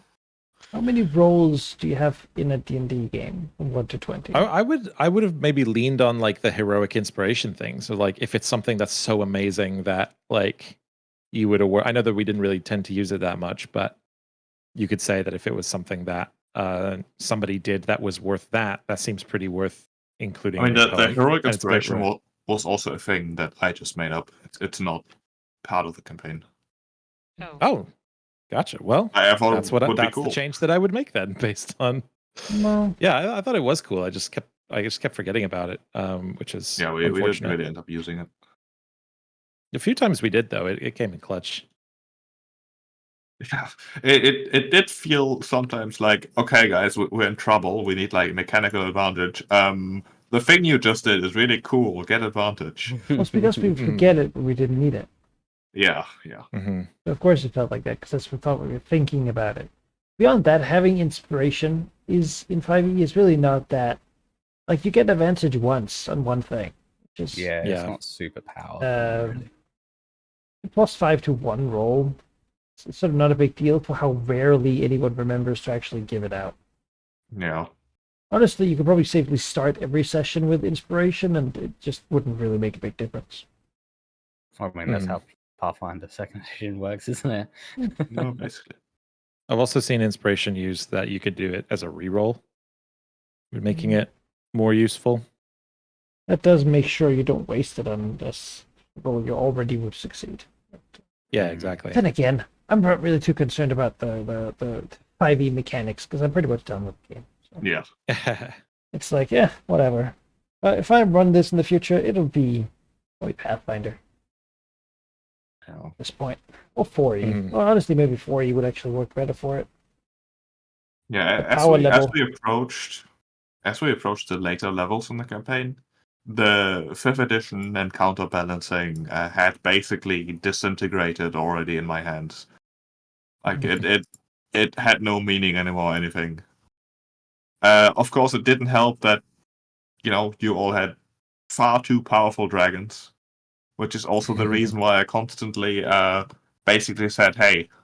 I know they feel like full dragons and should do full dragon things, but you only get one attack. Because if they had all their attacks, then I would have cried. But that was in the book, I think, right? I think that was. I remember that in the player's guide. Yes.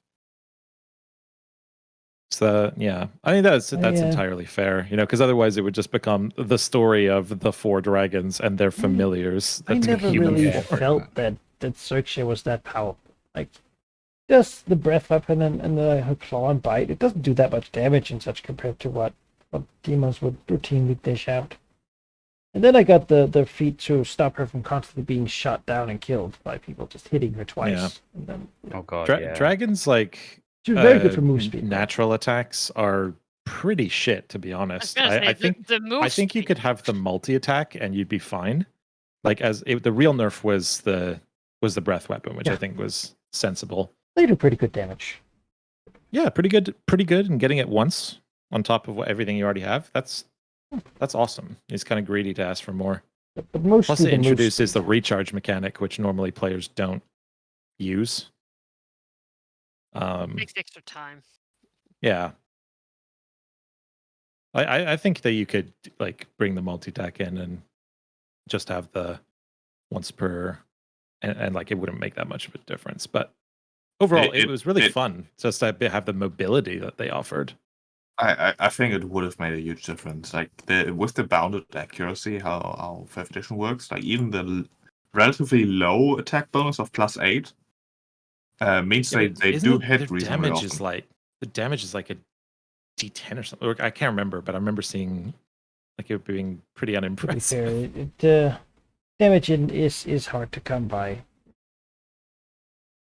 Yeah, damage is hard. They should do Eldritch Blast. In which case. But then again, Eldritch Blast, each one doesn't do. It's like Dragon Breath is damage. like a nuke worth of damage, and then it's like D10 and then a D6 for the fire on it if you're lucky. Yeah, Sheep, if there's one thing now that you could, if you had to run the game again, what's the one thing that would you'd do the most? The thing I would do differently, I would probably try to have less. How do I put this? Less active characters. It feels like some of the NPCs I didn't quite do them justice, simply because there were so many characters for me to juggle, especially in the later stages of the game. Which the campaign itself already has a lot, and I added like even more because I thought there were just some missing.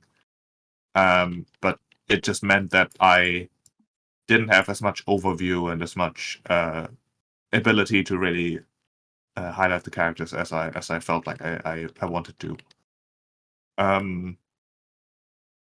Specifically, what that means, though, what I would do differently, I'm not entirely sure. Because I do like all the characters I made.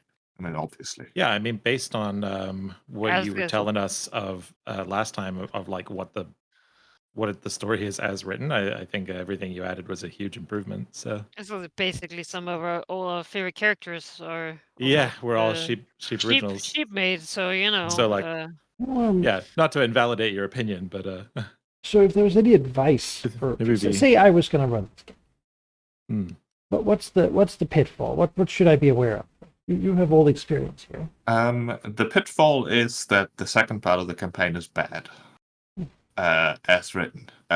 Well, maybe not bad, but it needs heavily hinges on a previous enemy kicking the whole thing off, which, as suggested, is Lutheria, which completely invalidates like anything the characters have done against her before.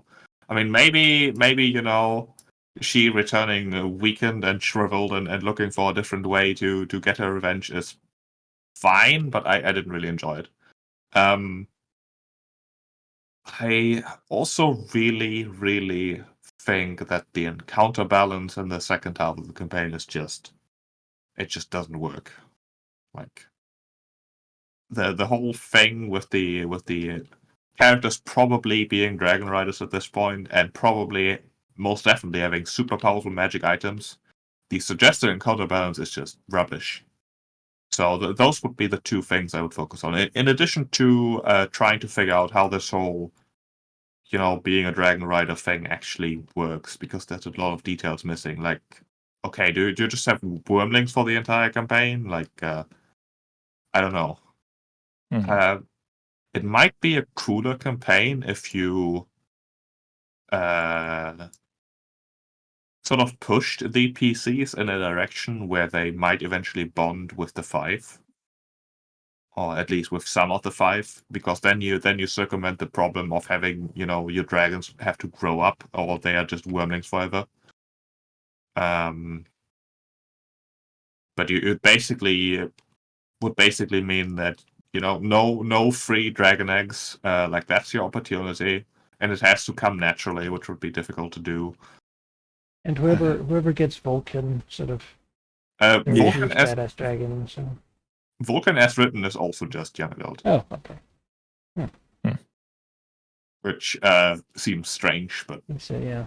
Yeah, I think you made the right call bumping him to adult. Yeah, I wanted to make him a bit more badass. Like, he's the father. He gets to delay Kentimane. Yeah, I was gonna say, watching Sybil Corax like floating around and keeping Kentimane busy solo was pretty badass. Yeah, I also really didn't like how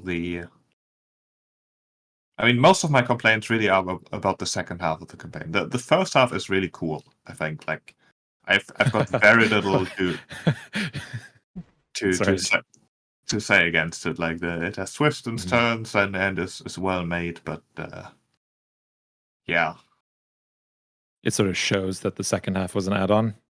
Yeah, because it's less. It feels less thought through in a sense. It's like they made it. Do they not like goal and it's foreshadow things in there? Like, it's because you'd think that maybe you do a pass over the first half to. I mean, like, it sort of integrate is, it more. Like, once you're in the Neversea, you do see the big cubes. Like, that's a cool foreshadowing, I think. Oh yeah.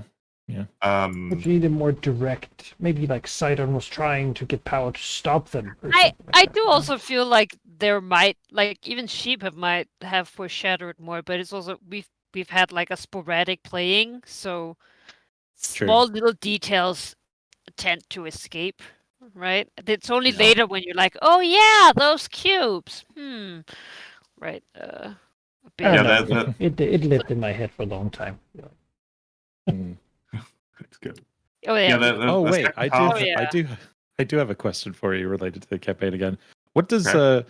Myrmiki's Hades end up looking like once they figure that out?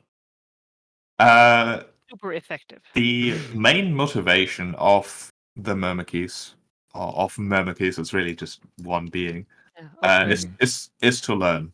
And you've given it the ability to, well, travel to hell, but also basically reverse engineer planar travel.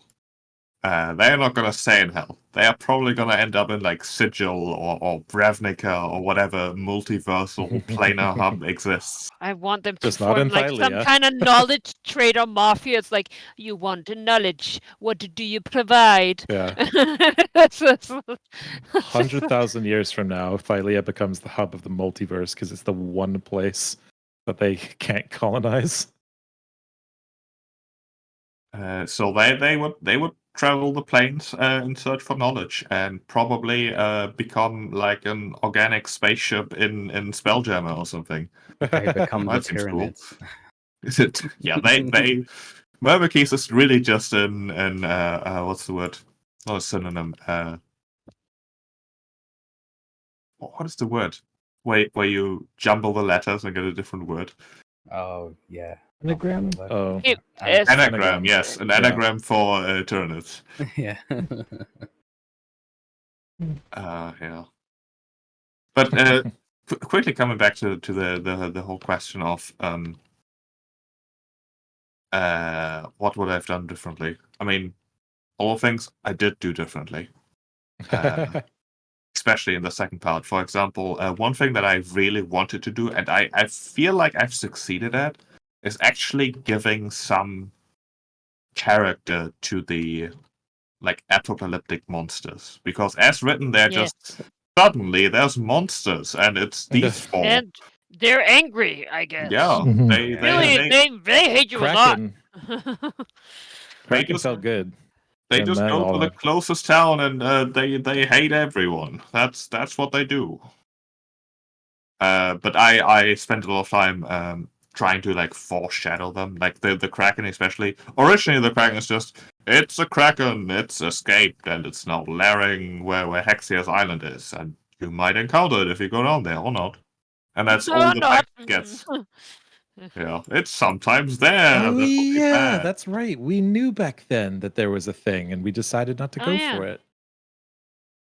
Yeah, because we were like, We went if to there really an island, is- and then we met the crazy lady, and we Yeah. went into it and found the eye, and Pterodactyl was taken over briefly. Yeah, that was way later. Yeah. That was a Yeah, bummer. so She got sidelined so hard, and anything to do with that dragon. who got sidelined? Dareth Axel. Oh, yeah. But the alternative was like enslavement. making a deal with Tiamat people or enslavement. those guys. So, yeah, it was the best option. It was just unfortunate. They always show that. up. They're gonna get their ass kicked. It's gonna happen. Oh, do you remember our Greek?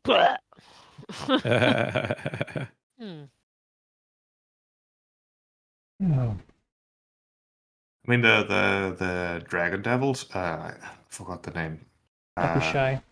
The Uh, Abishai. Abishai. Had you agreed to that deal and accepted their help? I mean, you did exactly what they wanted. Mhm.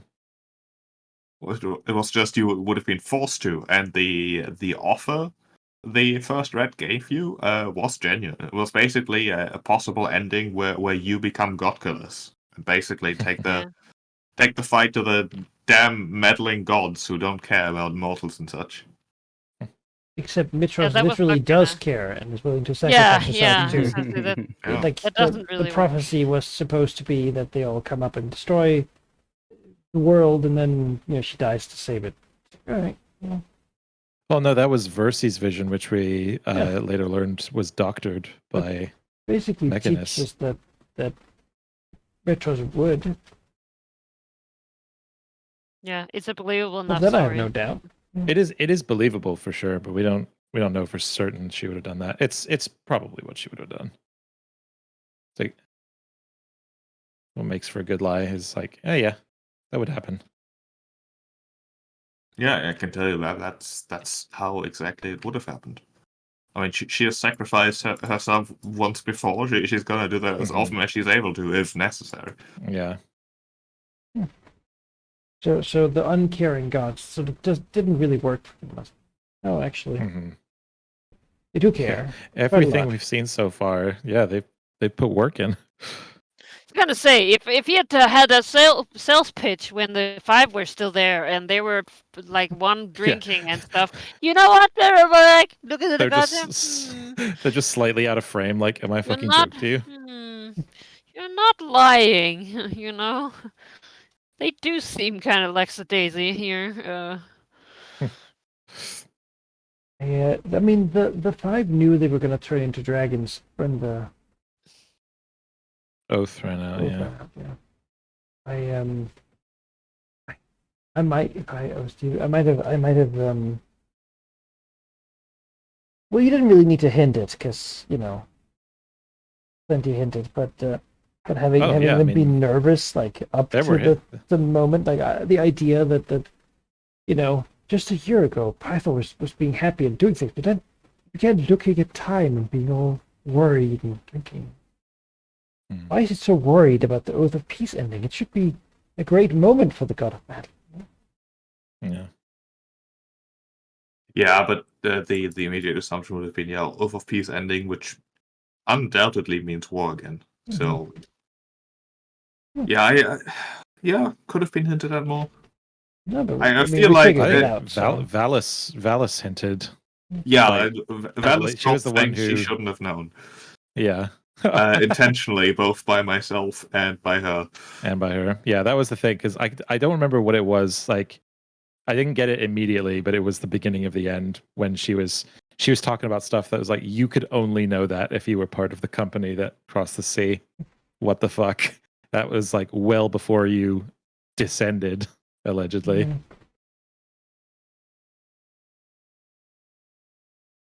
And I remember at first I thought it was maybe Dragonlords, but then I can't remember why that got ruled out.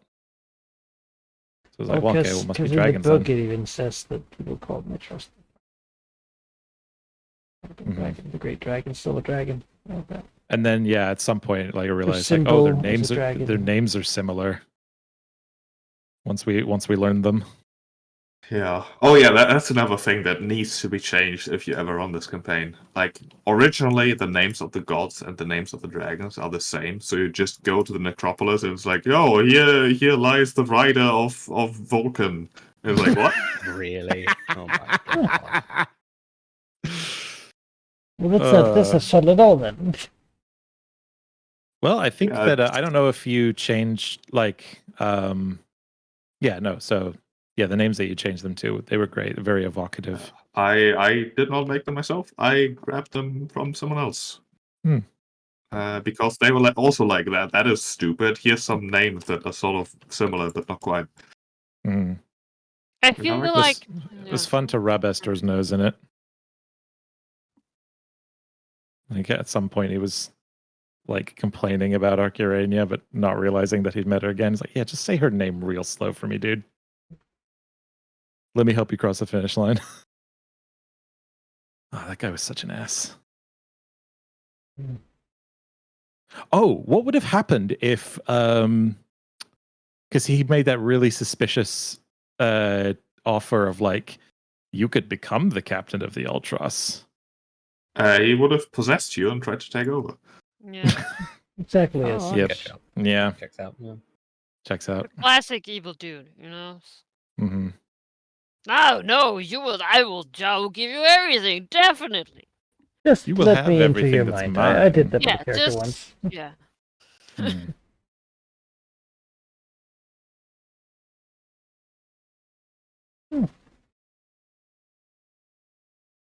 Oh, what a journey! What an odyssey! Yeah, in lack of a better Yes. word. Yeah.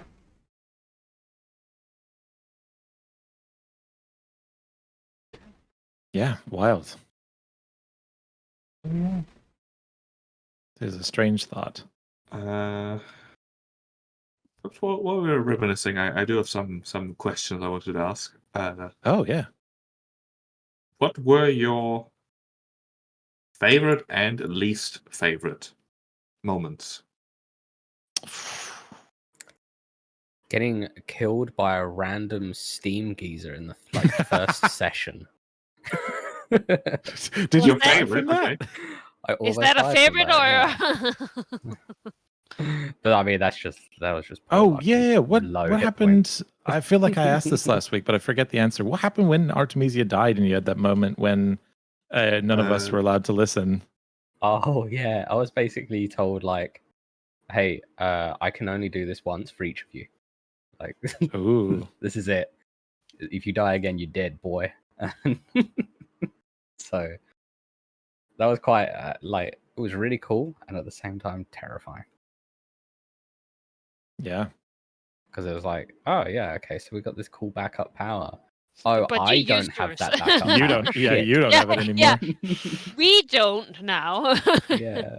Yeah. They do. Up until the Battle of Mitros, the book basically had a baked-in way to revive each player of each epic path once. Mhm. And for the gifted, that was basically Valis saying, "Hey, I sort of owe you because reasons." And that was the way for that. It wasn't well explained, like as written, anyways. Mm. I imagine Pythor would have saved, or would have done something for Demos. Yes. What would have Ariad's been? Mitras? That is a good question. I think we looked it up. Oh, I think it. It was like Or Mesort or something. she would have gotten possessed by like the lost spirits of her forgotten ancestors and Cool. be able to keep fighting. And after that, she would have been revived. Something along those lines. Oh man, that would have been a real mindfuck if she didn't remember. Yeah. Yeah. I think yeah, favorite, least favorite. Favorite? Yeah, it's tough. I think favorite probably has to be the like almost it was like the poetic end to the Battle of Mitros where we like barely made it by the skin of our teeth. By the skin of Demos's teeth. Like that was Yeah, it was probably real my close. favorite part of the campaign because it was so incredibly close. see here I was trying to pick which part of the Battle of Mitros to say, but we can just go with the whole thing. Yeah. The whole thing. Just the whole thing. Yeah. The whole thing. Yeah, the whole thing. Stealing a Castus's rod that then turned out to be a thing that could like dominate everybody was pretty fun in retrospect. Oh yeah.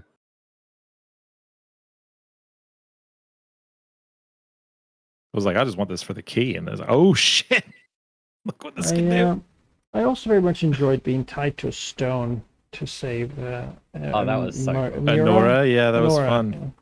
Yeah. And having to fight a basilisk in the water was a harrowing, terrible fight, but very heroic. Exciting and heroic.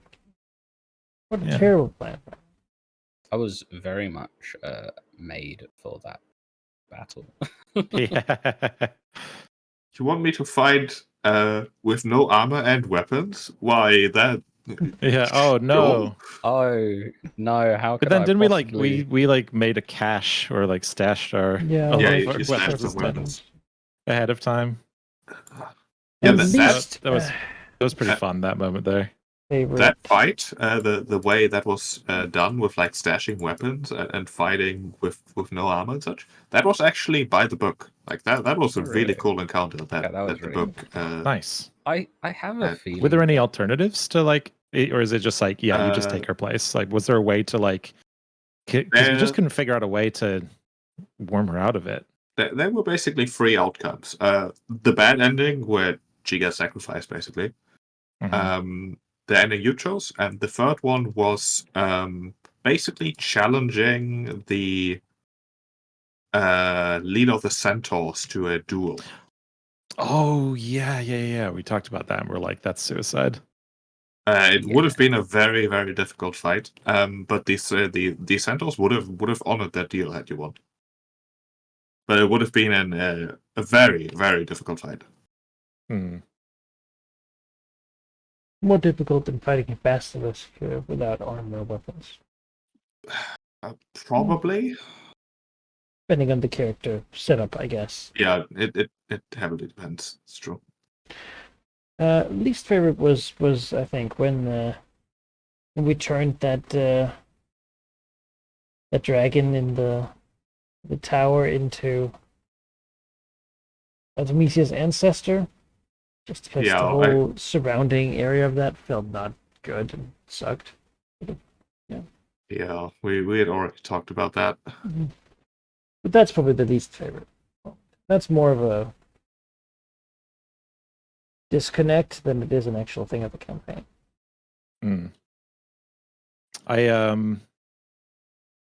I suppose maybe my least favorite thing was I felt like there was really nothing I could do. Like this stuff was being foreshadowed, and then it was like, find this secret that's like a huge thing in the campaign, and trying to like do something about it proactively.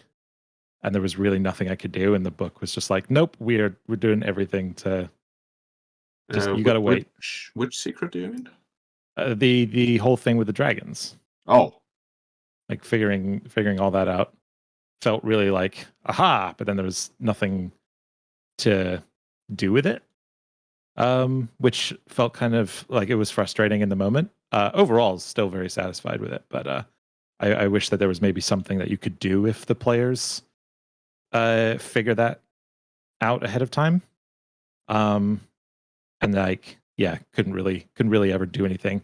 But so that was probably my least favorite. But other than that, like, I have a hard time thinking about my favorite because just generally speaking, the campaign was just consistently like fantastic. Okay. So yeah, I suppose finding out that secret early was sort of meant to be its own reward. There wasn't really anything you could do with it. It's true. No, because the five they're not actually evil, doing some sort of weird conspiracy.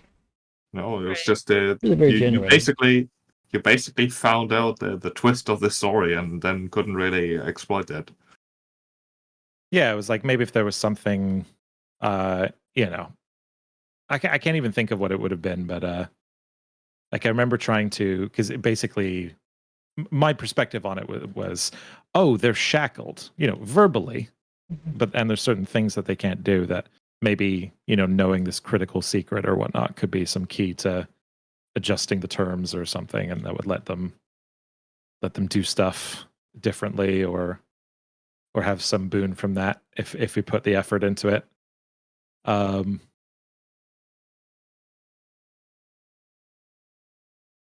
yeah, that seemed sort of beyond the scope of what we were doing.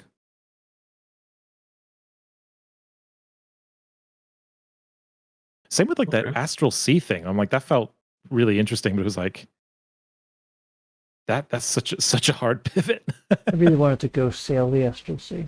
Right? That would have been awesome. Pirate, yeah. We sailed the sea. And then it was just like the like Wild Sea. We sailed the Nether Sea, and then the Astral Sea. Yeah, it's like that. It was like one of those things where like the Ultras had such a horrible history. It was very problematic. But it's like, okay, we're going to use this because we absolutely have to in like a time of war, a Cold War. And then after that, it was like kind of selfish to keep if we just kept it around just for fun. Like if I had been the creator, right? The Astral Sea and like redeeming the Ultras somehow, like speaking to the spirit of the ship or something like that. of the dryads that were made from it, and sort of giving them some closure and such, and then sailing the astral sea with it. That would have been harder. Yeah. That's too. Yeah. The whole boat theme and having that be the we sort of lost the boat theme. I liked sailing around. That was fun. Yeah. I thought we were gonna get that airship at some point, and then that would have been awesome. But no astral sea, no we airship. never got around to it. No, it became sort of a land adventure. Well, air. Yeah, Well, it's fun to an fly air. flying on dragons a lot. But once you can fly, like this ship really loses it. Yeah, the astral sea, I think, would have just gone too far away from the like mythical Greek sort of theme. Yeah. I do agree it would have been cool, but the astral Like another campaign. the astral sea bit up there and put Greek stuff on them, Yeah. like Olympus, Maybe the Spelljammer supplement had been out there, but the Spelljammer supplement is also bad. So Yeah. But yeah, the book to that part basically said, "Oh, if the party wants to explore the astral sea, they can, but it's beyond the scope of this book." Great, thank you. Very helpful. Yeah, cool. Let me Why? just leave this pit for you to figure out. Well, you got to choose the number of pages, Yeah, for sure. I would give the campaign as written maybe an 8 out of 10. Like it was good. Let's make it a 7 out of 10 overall, but 8 out of 10 for the first part. Like there were some bits that I was not happy with, but mostly it was really, really good. At least compared to like your average 5th edition campaign from Wizards, it was miles better. Mm-hmm. But I think yeah. the fact that they made the second half a stretch goal for the fundraiser, it feels like, from what you've said, they didn't put nearly as much effort into the first half, where they actually made a story that they were really proud of and a campaign that was really good from the first half, and then the second half they're just like, well, I guess we got all this money, we need to do this now. Yeah. I No. guess. I wouldn't accuse them of being malicious like that, but no, I don't mean it in a malicious sense. I mean it as they just didn't put enough Heart wasn't in it. Like they didn't They put have the same amount of time, love even, into it. Yeah. I think telling stories of what is at that level mythical heroes is difficult because we don't have that much literature. Like the story usually ends when you do the thing. Yeah. Especially also So like you fight some edition. Godzilla monsters. I mean, 5th edition really doesn't seem to work well at the sort of high level. No, stop there, Heldomir. 5th edition does not work Does well. not work well, yeah. Period. But it needs a lot of homebrewing to. Yeah. I feel like I could see what they're going for, right? There was a lot of loose ends. I never expected us to actually go to the Lost City of the Sirens. Yeah, they I thought that was like a flavor that thing. whole arc was but great. I didn't, Yeah, it had Eresia, it had the City of the Sirens. Like those locations were It was great. a very great expansion stuff. It's just, Oh. How do you tie it all together? There's just that like fake god guy that's basically like a lore dump, and then get some other places to go, and it's cool. But I feel like you could I don't know, needle a little bit in it. And Yeah, I think the story of the second part was okay. Maybe I shouldn't have changed things as much as I did, but I didn't want like the apocalyptic monsters to not be the end because they were just too cool. I wanted them fought at level 20, basically. I think what you did worked in that they were the end, and that you gave them motivation. We had to stop them from leaving as well, which I don't think is core, but yeah, it's not. They just pop up and monsters, but basically. that sort of puts a different urgency on things.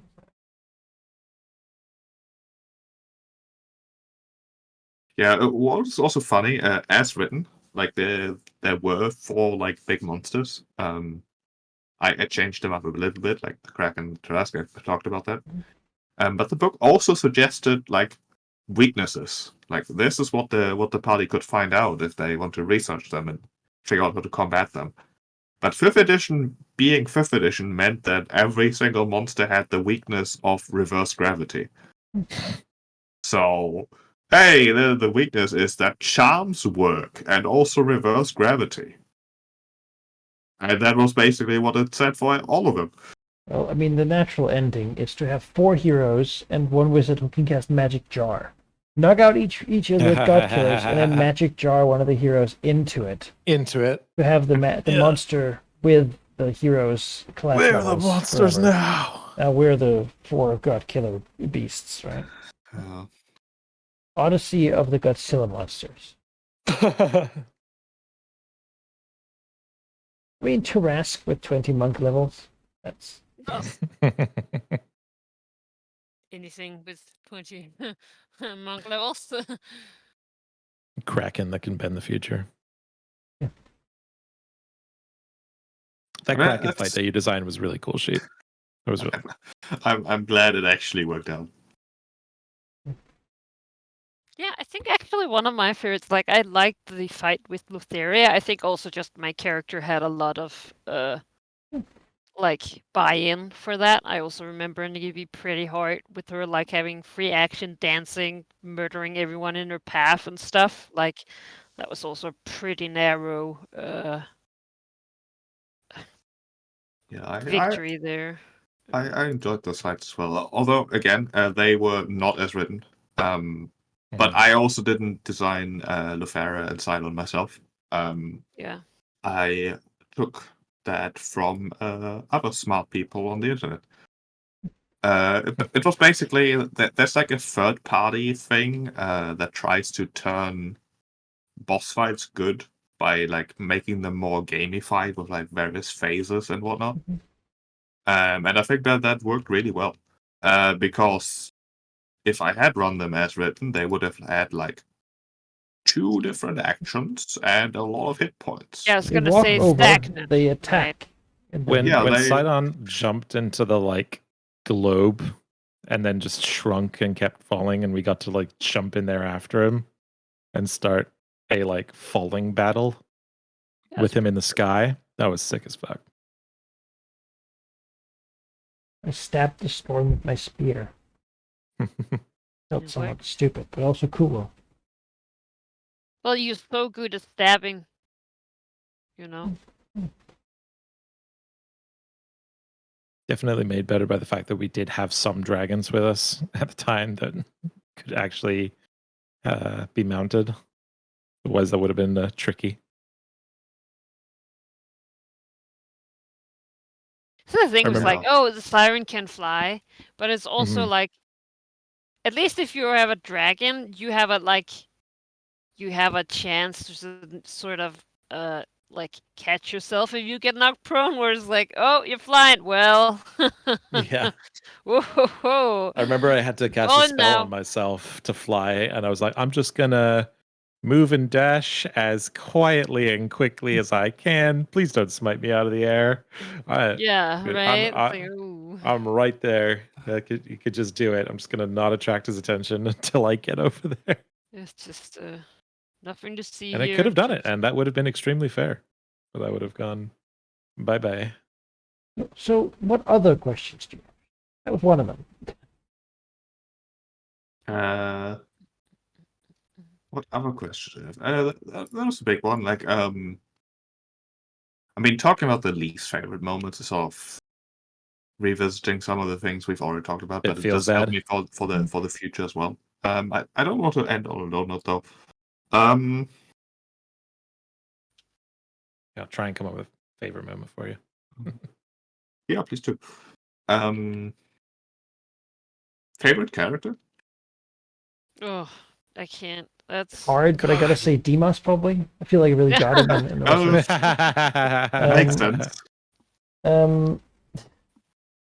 I like Xerxes got to be up there. Xerxes, yeah, Kira. Fun. I sort of took her over at a certain point when we swore the oath, you know. But not her personality, though. No. Like, she was still a smartass. Sarcastic, sort of wanted to do the right thing, but also just didn't want people to know. A little bit tsundere, really. Yeah. Yes. No, I don't care, you know. I guess I'll do it because Demas cares. But if it was up to me, she added a lot to my path that otherwise was fairly empty. Yeah. That was very cool. Perhaps it is the time to draw back the curtain. The reason why Xerxia exists is because at some point, you basically said, "Hey," I think it was Helm. It was Helm actually. He was like, "Hey, I want to find a dragon," and so the plan was made to just head into the forest randomly. And I was like, all right, they want to see a dragon. I'm going to give them a dragon. And basically made Xerxia. I anticipated the possibility of diplomacy, but I also made her an asshole that was going to use suggestion and things like that to split the party and then presumably do bad things to you. Like she was the whole reason why the trade road was like all messed up, because she was effectively in hiding and also incredibly bored, so she like chased predators onto the road. But I really, really, really do enjoy how that turned out. Like I added the family connections there just to see if that would ever become relevant, because it made sense to me. It let me potentially hint at Hexia, at Pythor, and all that, and it just worked out really well. But the origin is, okay, you want a dragon? I'm gonna just add a dragon into this random forest then. Alright. And that's how sometimes things happen. Mm-hmm.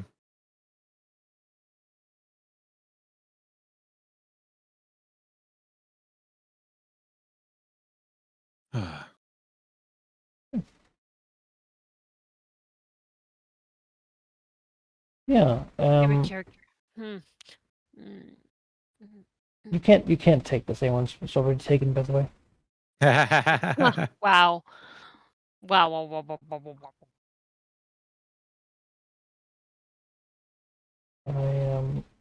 I like Tanara. I thought it was an interesting. I think it's always good to meet those characters that sort of where you're like, ah man, this really sucks, but also they're kind of right. Yeah, she like could have very when easily been Ballard one-dimensional. scolded us, but... and it's like, yeah, what do you say? Least favorite character, Valis, for me. What? Yeah, she started off great, and then every time it was just like bad advice and unreasonable compromises, and eventually I just flat out ignored her all the time. I mean, unreasonable compromises was her character, basically. Yeah, and to be just as a person, that irks me. Yeah, I was gonna say one of the least favorite. Like, if you're gonna compromise, you got to do something everyone can live with, and it's worth putting the work in. And I don't know, maybe I'd stepped on a value somewhere. I was just, oh no, I suppose Estor. Estor was worse. But Valis to me was the most irksome. But you can enjoy characters for being like, I enjoyed Esther for being like an terrible asshole. And it was a cool twist to find out, like when we found out that journal and learned more about like his old deal, and that the Dragonlords were actually very like they were terrible. Like they fell apart. They were problematic, like colonizers. And it's like, oh yeah, it suddenly felt more real. Like, look at these cities full of XP. They were just like, oh, they very much are flawed people, not just the gods, but like the heroes that are put on a pedestal. And it's like, oh, and this one's the fucking worst.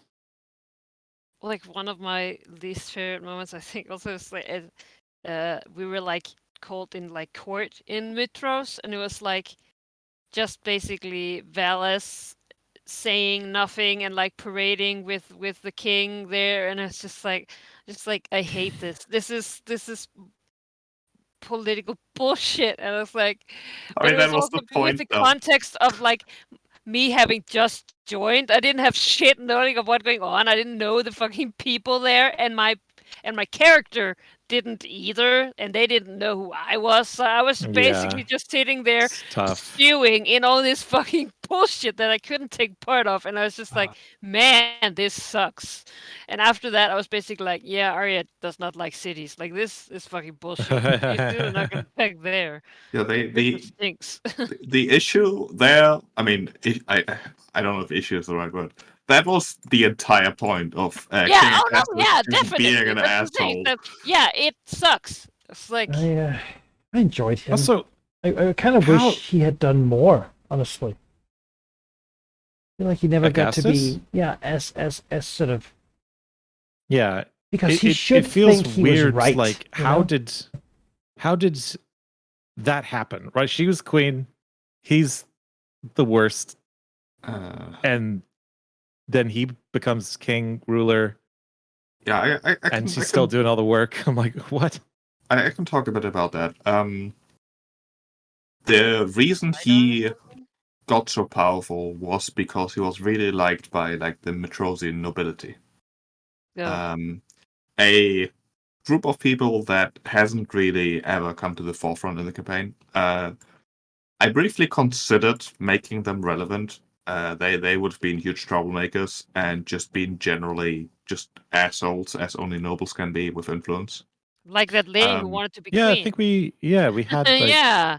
one issue True, with them. true. Yeah. Yeah. I briefly tried that. And basically Dimas just exported her out. It's like Yeah. no. But people would be upset, and he said, "Yeah, Yeah, okay." it was that, and also They will. the murder of Chandras, where considered, hey, okay, you basically just spit in the face of the Metrosian law Justice system system. that is specifically aimed at dealing with nobility, and with that pretty much destroyed by that action. Was They he should do something. nobility? No. He wasn't nobility, but the island was basically the way to get rid of particularly important criminals. Like instead of they couldn't really be Too executed. important to be executed. Ugh. Yeah, they would have to be gotten rid of. So they got this basically island retreat / prison. Holiday Island, where they go when they get discovered in their schemes. But we broke that, so the nobles would be very upset, because now they would have to face real consequences for their actions. Yeah, I was gonna Exactly, say, what the fuck is then- that? Valid. So It's just like, all why that didn't we ice him sooner then? all that thing I considered, okay, the nobility quite clearly would like work in the shadows. There would be probably riots in the streets. There would be like campaigns against the Dragonlords and all that. It would have been very political. And I simply decided I do not want a heavy focus on politics in my heroic fantasy campaign. yeah. So it never really got Reasonable. focused. Thank you. It would Thank not you. have been very heroic when Yeah. we broke into each of their houses and hung them in the streets. Yeah, so Yeah. the Because- question I asked myself, like, would that be fun? And I said no, so I stopped. Mhm. No. Yes, And, I fair. did not enjoy it's that not at like all. they could have actually threatened us, because we don't don't care like too much quirky about public bullshit. opinion. You know? Mhm. Yeah, also that they would have tried. It would have been a whole thing. It would have just felt bad because, like, you don't care in and out of character. Come So fight us, I- nobles. I didn't go down that route, which also meant that you didn't really feel the influence King Augustus might have had. Like the things the nobility would have done or tried to do to you is exactly what they did to Valus. Like there was this immortal goddess on the throne, and they were upset because it means the game of politics stalls. They can't do their schemes. She basically people believed that she could read minds, which is generally frowned upon when doing politics. Of course, she couldn't. She was just really fucking insightful and smart. So they want to get rid of her. So they did, political schemes, constantly roadblocking and all that. And she realized that it couldn't go on that way. So the whole thing with Acastus came about, which was, of course, an unreasonable compromise because that was her character flaw. Like all the five had like one specific character flaw. Mhm. And the compromises were hers. The ones she was pressured into, like trying to do the right thing. She basically saw herself as like, the family needed a strong matriarch in a sense, and she saw herself in that position, but she wasn't really good at it. It's gonna Trying say, to be trying to be inspired by the way Bamitra did things, stubborn I was head about to say, first. she but, seems to have a lot of like, not imposter syndrome, but just been like, my mother would have done it better, so you know.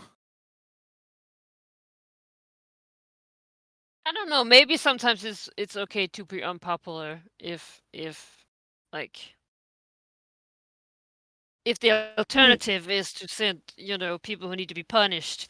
Yeah. Oh, you know what? Not even like rehabilitating them, just like putting them on an island, being like, oh, it's done. Like I don't know. I think I just realized what it was because as a player, I find her interesting. As a character, she like really irritated me. And I just realized because it's like the complete opposite of like where Darius was at the time. It was like, these things that are hard are worth doing, and even if you look terrible, and just like drive forward to do it. Doing terrible things and looking terrible. Yeah, exactly. So, it was just like the complete opposite reaction to. It's sort when of you get in both those of them have situations. the ends justify the means, but it's like in different. Very different. No, She his says, is okay, the it's ends okay justify for the me means, to. and hers was this is better than nothing. The means justify the compromise. I'm doing the right thing, he says. The ends justify the lack of means. But I always felt that Valis was just outstripped, like she was outmaneuvered. Yeah, His I also supporters feel were like born there's priests who didn't that actually have anything that they could do. That conflict of like, again, when you're this powerful, you can't just fucking flex it. Like what is she gonna do? Yes, then she could be a god queen, right? Like dictating everything. Yeah. She didn't want to That's, do that. She wanted to lead the right way, but that, like with the people there, that was not gonna happen. Yeah, she could have at any point started basically a She could just benevolent tyranny. And it would be beautiful, like the Galadriel moment. That certainly is how demons would We'll have have a horrible handled, queen. and how he handled the noble threat. Yeah. Which was, no, I killed the Titans. What are you gonna do? What are you gonna do? Come on, don't be stupid. I can kill all of you, and I will. Yeah. If it comes to it, if you make me. I'm pretty sure I have a few of their blood on my hands. Don't force my hand, child. Darius went and like started hunting down the slave traders. I am popular with the military. We have all the weapons. You have money, but I can decide that is worth nothing. You just devalue the Matrosian gold piece, completely tank the economy. Of 100%. We have a barter economy now. I have nationalized the government and everything within. Yeah, Valis's issue in terms of governing was mostly that she tried to be inspired by her mother, of course, Bamitra, and tried really hard to lead properly, which is exactly what Bamitra never did. Like, Bamitra never tried to lead. She just went people, and people followed her. She just actually led by example. Yeah, pretty much. Like she just decided to do good things, and people were like, "Oh, that's a good thing. I'm gonna go help you." And that's how the Dragonlords came about. Mm-hmm. And that is not what Valis tried. Like she tried to actually, try to get people to do the right things, which is the exact opposite. And people don't like to be told to do things. No. Yeah. Also, the amount of people that you have to sway is just like completely unrealistic numbers. Which I guess is where like Kira's whole thing came from. She's like, fuck that. Just inspire people by being good. And those who have it in them will come around. Yeah, I mean, Kira's approach wasn't great either. Like, she basically pushed people into adventure, and most of them didn't really work out. What if the world's like a story, you know? I'd be curious to hear like all the statues that were, it didn't go well for her. I'd be curious, like, what all of their listed flaws are, because we all have like opinions on the gods. But Thor is a drunk, like who doesn't do anything all the time. Vulcan retreats from the world, right? doesn't. Yeah, as written, their flaws weren't really spelled out, but they were heavily implied. Like Pythor, of course, he's sleeping around, he's drunk all the time. Like he used to be the great god of battle, inspiring many, but now there's been 500 years of peace, and that really, really destroyed him, basically. And then there's the whole thing with Hexia, who keeps eating all his lovers. Which is annoying. I mean, Yeah, that's uncalled for. That's a bummer. Whole thing. So that was his. Yeah, Vulcan basically retreated. He took the death of Belmitra quite heavily. Right. Like occasionally, he had moments where he was basically Santa Claus. But he was pretty much forgotten. I mean, he lived in like a shitty rundown smithy in Astoria, and wasn't really trying to hide, but he didn't need to try to hide either because he was basically forgotten. Or Botline, anyways. Smelly old man. It's like, oh. And yeah, Kira went about just being mischievous and pushing people who definitely weren't ready yet into adventures that they weren't ready for. And yeah, I mean, she tried to do good and also have fun, but in the end, she was a bit detached from the whole being good thing. And really... Like she was the teenager. Like, yeah, it's like yeah, Belmitra would like serenade, and she would like flip her, like she would like roll her eyes, like, yes, mom. Come on, we've heard it so many times. Can't you spice it up a little bit? Like,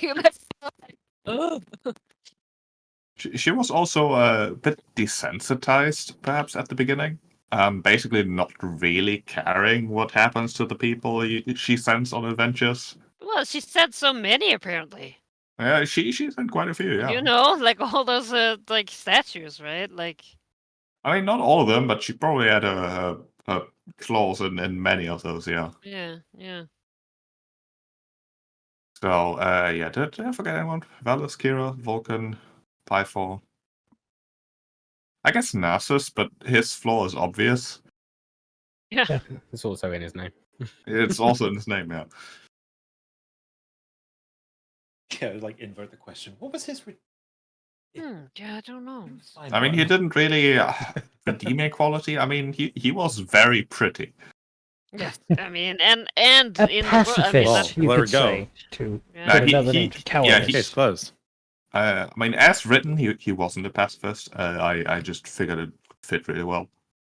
But it doesn't And seem also like the type explain. that would- Yeah, How's he not a pacifist if he anything. doesn't like do anything in the? I mean, the thing is, Nasus appeared in the second part of the campaign. That's the Yeah. first time he appears, which means he has no mentions whatsoever in the first one. So there was a lot of That's so connection weird. missing. Yeah, it feels like just another pass would have been helpful. Just to, sprinkle in foreshadowing or mentions or. But I also get like, yeah, definitely. But also at the same time, I'm like, it must be so hard to try and figure out how different people's campaigns have gone to this point. Like the higher level the heroes are, like Yeah, for sure. Which is why I think that Yeah. turning Narcissus into a pacifist was really smart in terms of fixing Yeah, that problem, and didn't I remember maybe I can't remember if it was just Phallus but basically it was like ostracized or something for being for not Yeah, helping. basically yeah, but it didn't help. the way I explains everything. explained his distance to the Five was basically that he didn't participate in the battle for Mitros or in any of the battles really. He wasn't even really he wasn't really interested in how the Dragonlords operated. He inherited, of course, the desire of Belmitra to do good, but he was basically a fighter for the beauty in the world. Which very much goes against, war and conflict and all that. He was an advocate for slowing down, smelling the flowers. His rider was a Getting painter. pedicure, Well, taking care of yourself. he wasn't as narcissistic back then. He was basically about the beauty in the world, and that is worth fighting for. But he never really managed to convince himself to actually fight. It's just that Yeah, he was the most beautiful thing in the world, and therefore the most People worthy. should fight for him. Yeah, that's sort of what it turned into. Like he just becomes Lord Farquaad. Like some of you may die protecting my beauty, but that is the risk I am willing to take. The narcissistic person. I mean, the more it's enforced, right? The whole fighting for beauty thing that was basically him as a dragon in the Dragonlords. Yeah. But the thing there was a whole falling out where the rest of the Dragonlords, the riders mostly with the fight and such, just sort of going along with it, turning really extreme, and he sort of saw that coming and distanced himself from everything, which sort of got him ostracized, exiled, basically, because he just refused to fight. Period. And he turns out he was actually really right, because especially Esther and Kira did some awful things before she basically woke up and was like, "Wait a minute, this is terrible." Kira, how could you? We always thought that you quit before then. Yeah, I was gonna say, wait, what? Yeah, because he felt betrayed, so there must have been some point where there were, on the same page. Give me the dirt. It started out as like making sure that something as terrible as the first one never happens again, which might seem like a noble goal initially, but the way Esther was going about it, it was basically like they're all enemies. Like they follow Sidon, they're evil, and that was good enough of a justification for a while. But then you realize, wait a minute, they're just dudes. And dudettes. There wasn't anyone else to follow. Who were they gonna like? So was Estor just cursed? Like, how did he become the ghost captain? The Fire. Oh, I think we know must that. have forgotten. He eventually got tempted by Lotharia, and she offered him immortality, and that was the whole cast. Well, she laughed at him. Well, there's always a catch.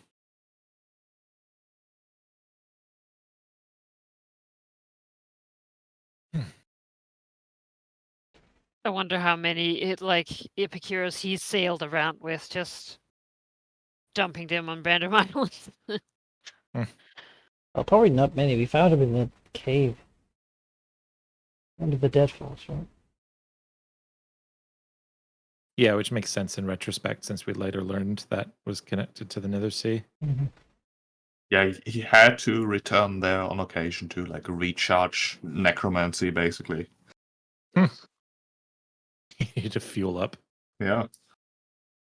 Yeah, like, oh, I'm not evil enough now. I don't have a hankering for eating baby toes. I need to go back. Right, cool. Need to fix that. Yeah. Just wouldn't be right. I saw a sandcastle today, and I didn't immediately smash it. Yeah. I hesitated before smashing it. Yeah, it's something's wrong.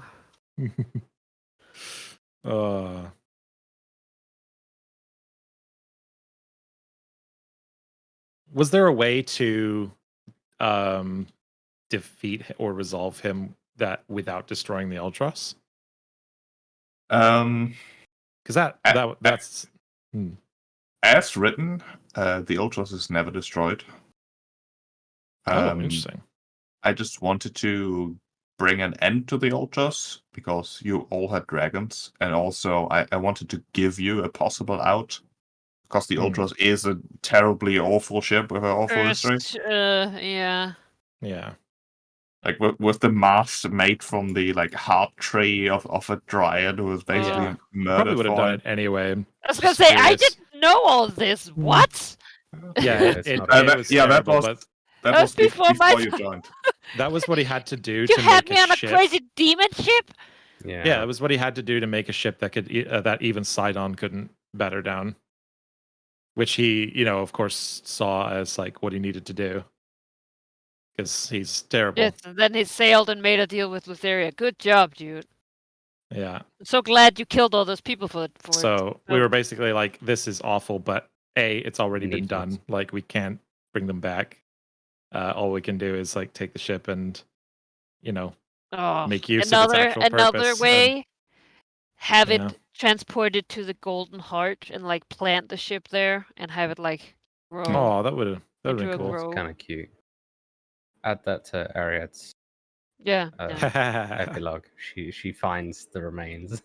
Find the mast. Plant it down finds there. the mast, goes to the Golden Heart. If any place it will grow, the Golden Heart. Right? Oh yeah. Also, if it's the Just heart. heal over time of a- next to the tree. Yeah. Yeah, it would be beautiful. Just add that in. Just slot it in. Why not? We make the rules now. That's right.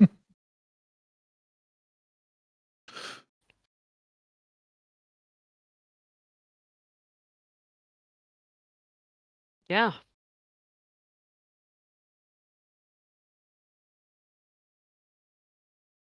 Yeah, indeed. Overall, I have, I think we did. I think there was a lot of opportunities for things to go completely sideways that we handled well. Pretty, very satisfied with the story overall. That's good. So, That yeah. does make me happy. Thank you for all the work that you put into it, to hosting it Yeah. and running it, and Absolutely. I The time definitely had reading fun and- as well. So I got what I wanted from it. oh yeah, it's essential. Admittedly, there were parts, especially in the later stages of the campaign, where I had severe motivation problems. Just because the second part was surprisingly harder to make work and make satisfying. Hmm. And when I initially went into the campaign, I was like, okay, the first part is excellent, so I'm gonna focus on that first. And if we get to the Battle of Mitros, if it seems like we're having fun, the possibility of going all the way to 20 is definitely there. Like I think I always said, like, there's the possibility of going to 20, but we'll see. Mhm. And the Battle of Mitros was that decided. I was like, yeah, this was excellent. Surely the second part is just as good, and I can just basically at least use the structure. I was never expecting that the encounter balance and like specific details were great, because fifth edition is just Yeah. yeah. But it was surprisingly much harder to really make work. And there were times where I was like, huh. I may even have cancelled the odd session. I think I even said that at the time, where it's like I'm not happy with how I prepped. Like, the session I don't think would be fun. We should play the week after Yeah. to give me more time. Totally reasonable. I think that's such an important thing to Well, remember, that DMing isn't easy, and sometimes you just don't feel prepared for that session. Mhm. I mean, that said, there has been a consistent trend in all my campaigns over the past years, which is the sessions I have prepared the least for often turn out to be the ones I think I consider the best ones. Yep. Fun to improvise. I think that's pretty. Yeah. Yeah, I don't know why that is. Like, sometimes sometimes I just have this feeling where it's like, yep, I don't really have anything prepared, but I know it's gonna be good regardless. And sometimes I have, and it usually turns out that way. And sometimes I have that idea of, okay, I've actually prepared, but there are things I'm not sure about, and I'm not sure this is gonna be a fun session. Like, that's the exact opposite of that. And I mean, I haven't really. I don't know if they really turn out that bad, but I don't really feel like trying that out either. So I usually try to. Mhm. I know what you're talking about. Mhm. I think sometimes a lot of prep comes from a feeling of being unsure, Yeah. and that insecurity usually is there for a reason. The Yeah, reason it's not like really being that you subconsciously. haven't prepped enough, but that there's something that makes you feel uneasy about what's going to happen. Yeah. That uneasiness usually might be right. when you don't feel so stressed about prepping, it's usually because you feel like you've got a pretty good. You're confident. Yeah. Like you got a good feel in things, and you can sort of run with it. Yeah, And like that's the probably when you material. get to focus on just playing the game. It might also just be the mindset going into a session. Yeah. Where if I'm in a positive mindset, then I just manage to cope with things better. Yeah. Certainly at times when you come, you sit down, you're like, all right, time to just relax for an hour before I got to do this thing that I made myself do. Yeah, there's certainly a lot of anxiety involved. One of the rituals I have often done on Saturdays is take like a really nice long hot bath before a session. Oh, That Kill both for a gives me. bathtub. Man, I would kill. Yeah, I specifically chose the apartment I live in because it has a bathtub. Because I do like my hot baths. That basically basically forces me to be like alone in my head for a while, which is a terrible, terrifying thought, but it really works out well. I mean, if you got something to focus on, like an yeah, right upcoming before a session, that's great because you're like, perfect, okay, yeah. You can. what am I going to do in a hyperfixate few on hours? that. Yeah. Honestly, I find myself, because obviously I run my campaign on Wednesday. I work Wednesdays like up to an hour and a half before session. I just find myself like reading over the book and hyperfixating for like the last hour of my workday on Wednesdays. It probably isn't great, but I get the vibe of doing the same thing. Yeah, I do this thing when I'm waiting for the bus or something, just have some free room where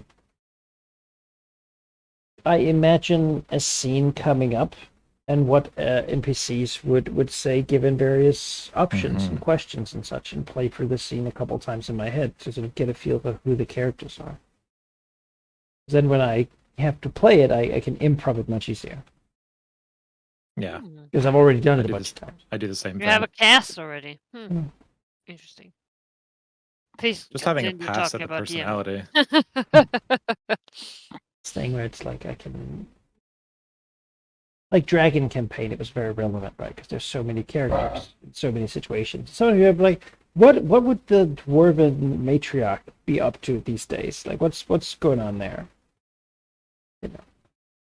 So just think about stuff like that. So that probably counts up prep time, but it's not really what I would count as prep time because it's just idly thinking when doing nothing else. Yeah, I was gonna say you were standing by the bus. What were you gonna be annoyed that it was late again? Like that's need more distraction, really.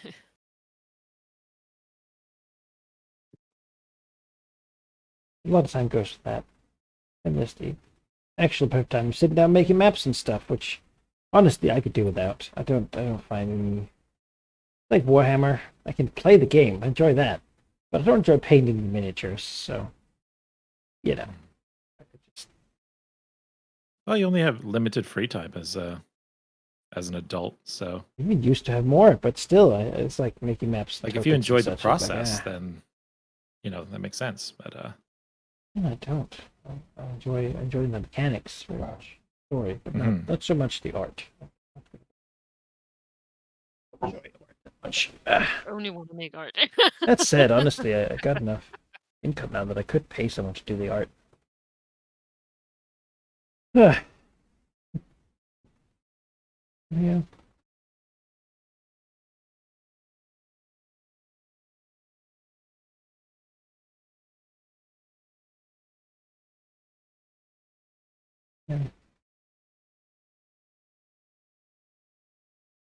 Yeah, indeed. What do you feel about the whole thing? Feels like an achievement? 1 to 20, 5e? No, I think so. I'm happy that it found its natural end.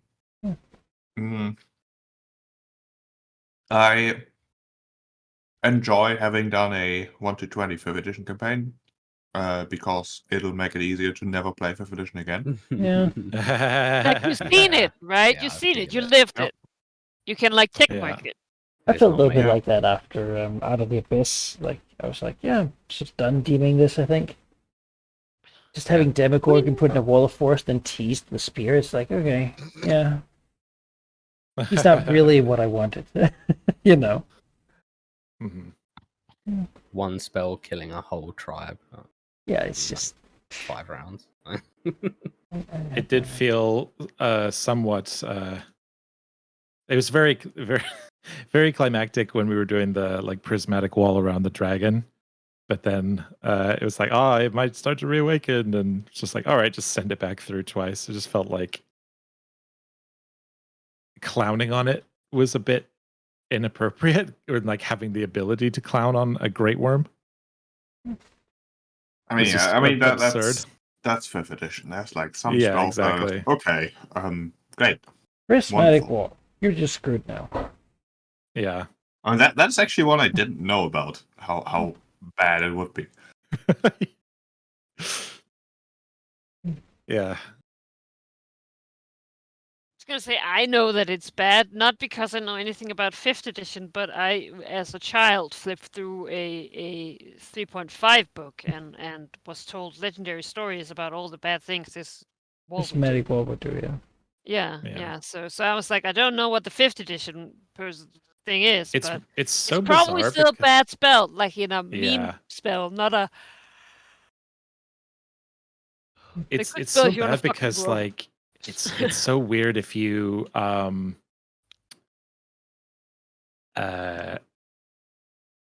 you can get around it with a 2nd level spell. If you have Misty Step, just boop, just all right, I'm out of here. There's no like Yeah. there's no like anchor to Yeah, force you to level materially get out of it. 1 spellcaster, no problem. Level 20 fighter, you're doomed. Yeah. Yeah, because you're only gonna have like a +0 save anyway. Yeah. Which, like, So- granted, if everyone can just get out, then it makes it kind of suck. But still, this is bizarre. But system aside, I had a good time, and Yeah. Yeah. The story was certainly made up for any anything left to be desired in the mechanics. Honestly, I'd be quite interested to see how this story could run in another system like Pathfinder. Pathfinder 2, I think, would do this. I think Pathfinder nicely. 2 would do this really cool. maybe I haven't seen that at high levels. I don't know how it turns out. Neither have I. Yeah. I'm really enjoying what I'm seeing of low levels, though, at least. Yeah, And low I've levels, watched- lethality is easy. So, Mm. Yeah. easy to make things feel difficult. People have less panic buttons.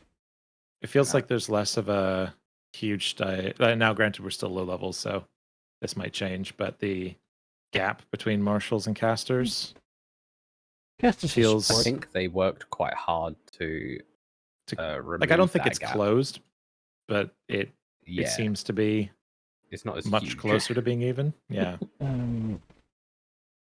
Yeah, and I mean, I've played enough 4th edition now to recognize that if we were doing 4th edition, and we were level 30 or whatever now, we would still have wiped the floor with these epic level monsters, because similarly, it also has the high level characters sort of outpace whatever challenge rating you can throw at them. Yeah. But I wonder if Pathfinder's actually. Well, challenge rating doesn't work.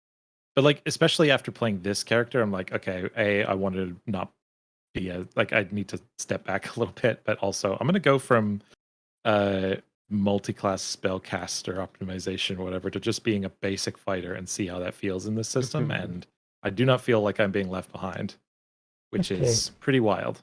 Wizard.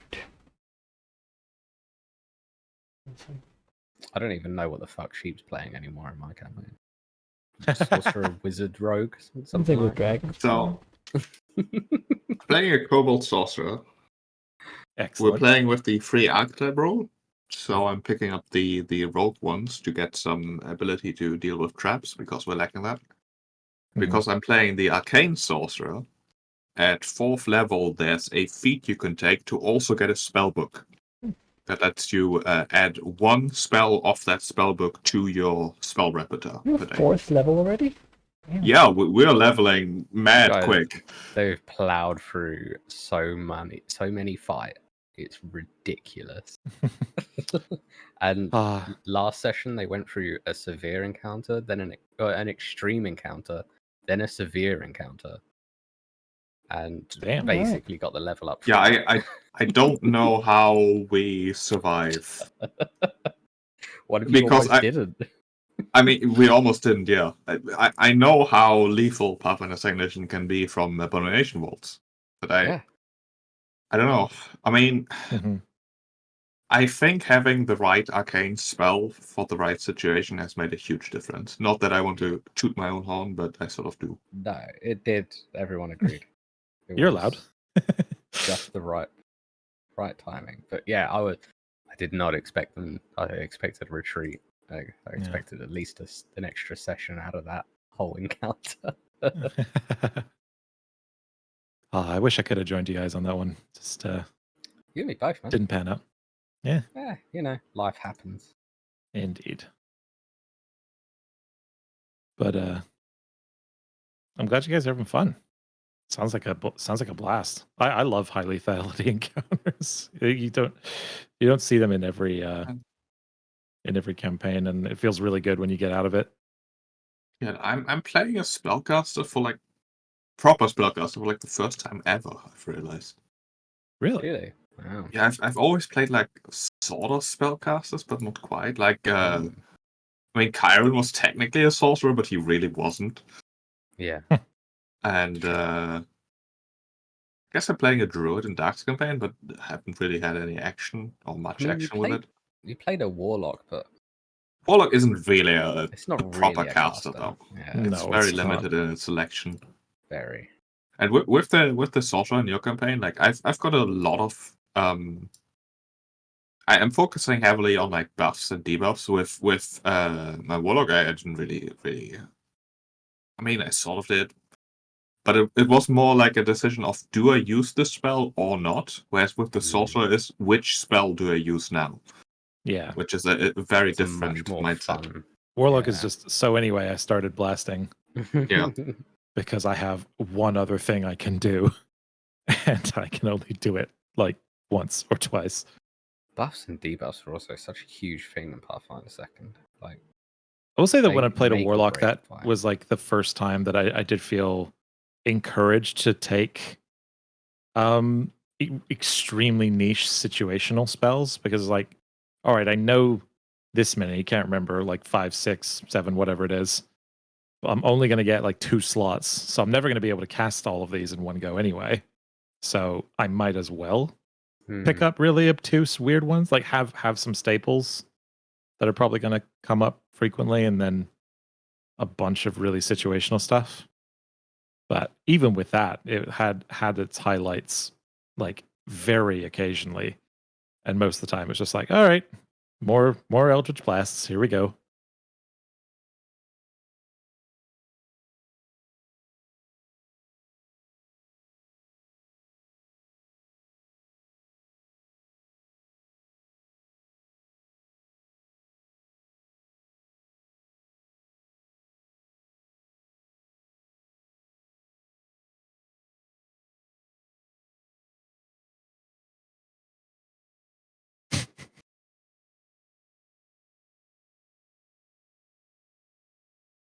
All right. I guess we're done then, are we? I think so. Yes. Looks like yeah. it. Take a good look at this map, people. You You can always revisit the And I- videos. You and can I watch them. said Oh, they- are you on the server? Yeah, I am. Yeah.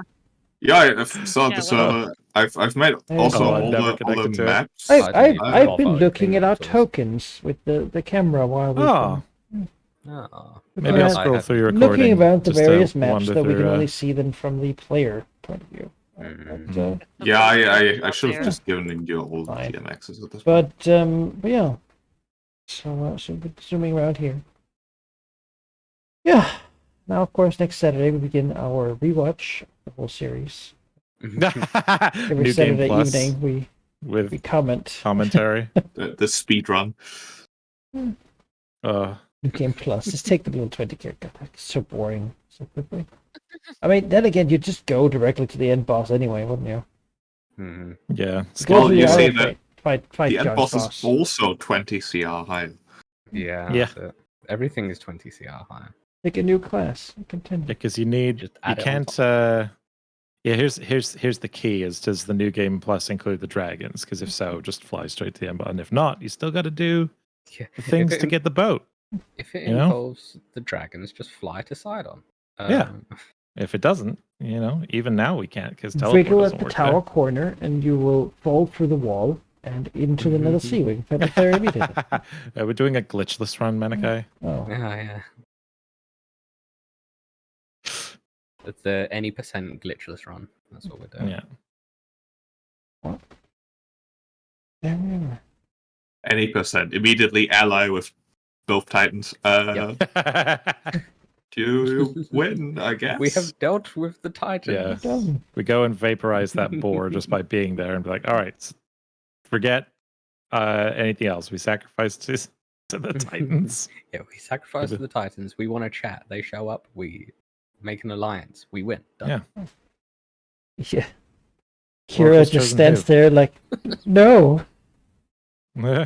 Just all you need to do is roll a Medusa and just like petrify the boar, and just keep restarting the game until it fails its saves in a row. That's the solo playthrough. Yeah, that's the Yeah. solo playthrough. You have that first fight perfect. You level up 3 times. And then done. Bow. Straight to Sidon. Straight to a deal. Win. Title screen. Mhm.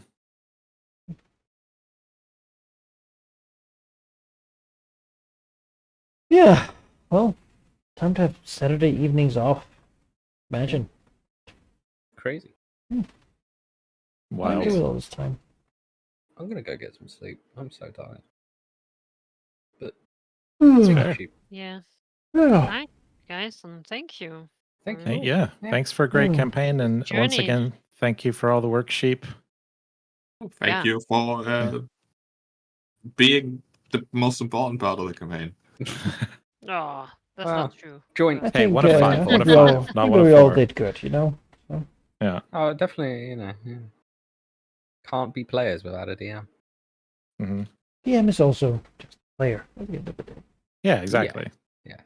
We're one of the 5 most important things. All right. Really, Good night, guys. it's really a bit of like give everyone a medal, for participating. Sort of thing, but yeah. All right. Good Well, night. Good night, Yeah. folks. Good night. And with that, this stream is over, and so is the campaign. The last bit of it, and there won't be any more. Then again, you can pretty much start rewatching it from the beginning. It's all on YouTube. Thanks for watching, and good night.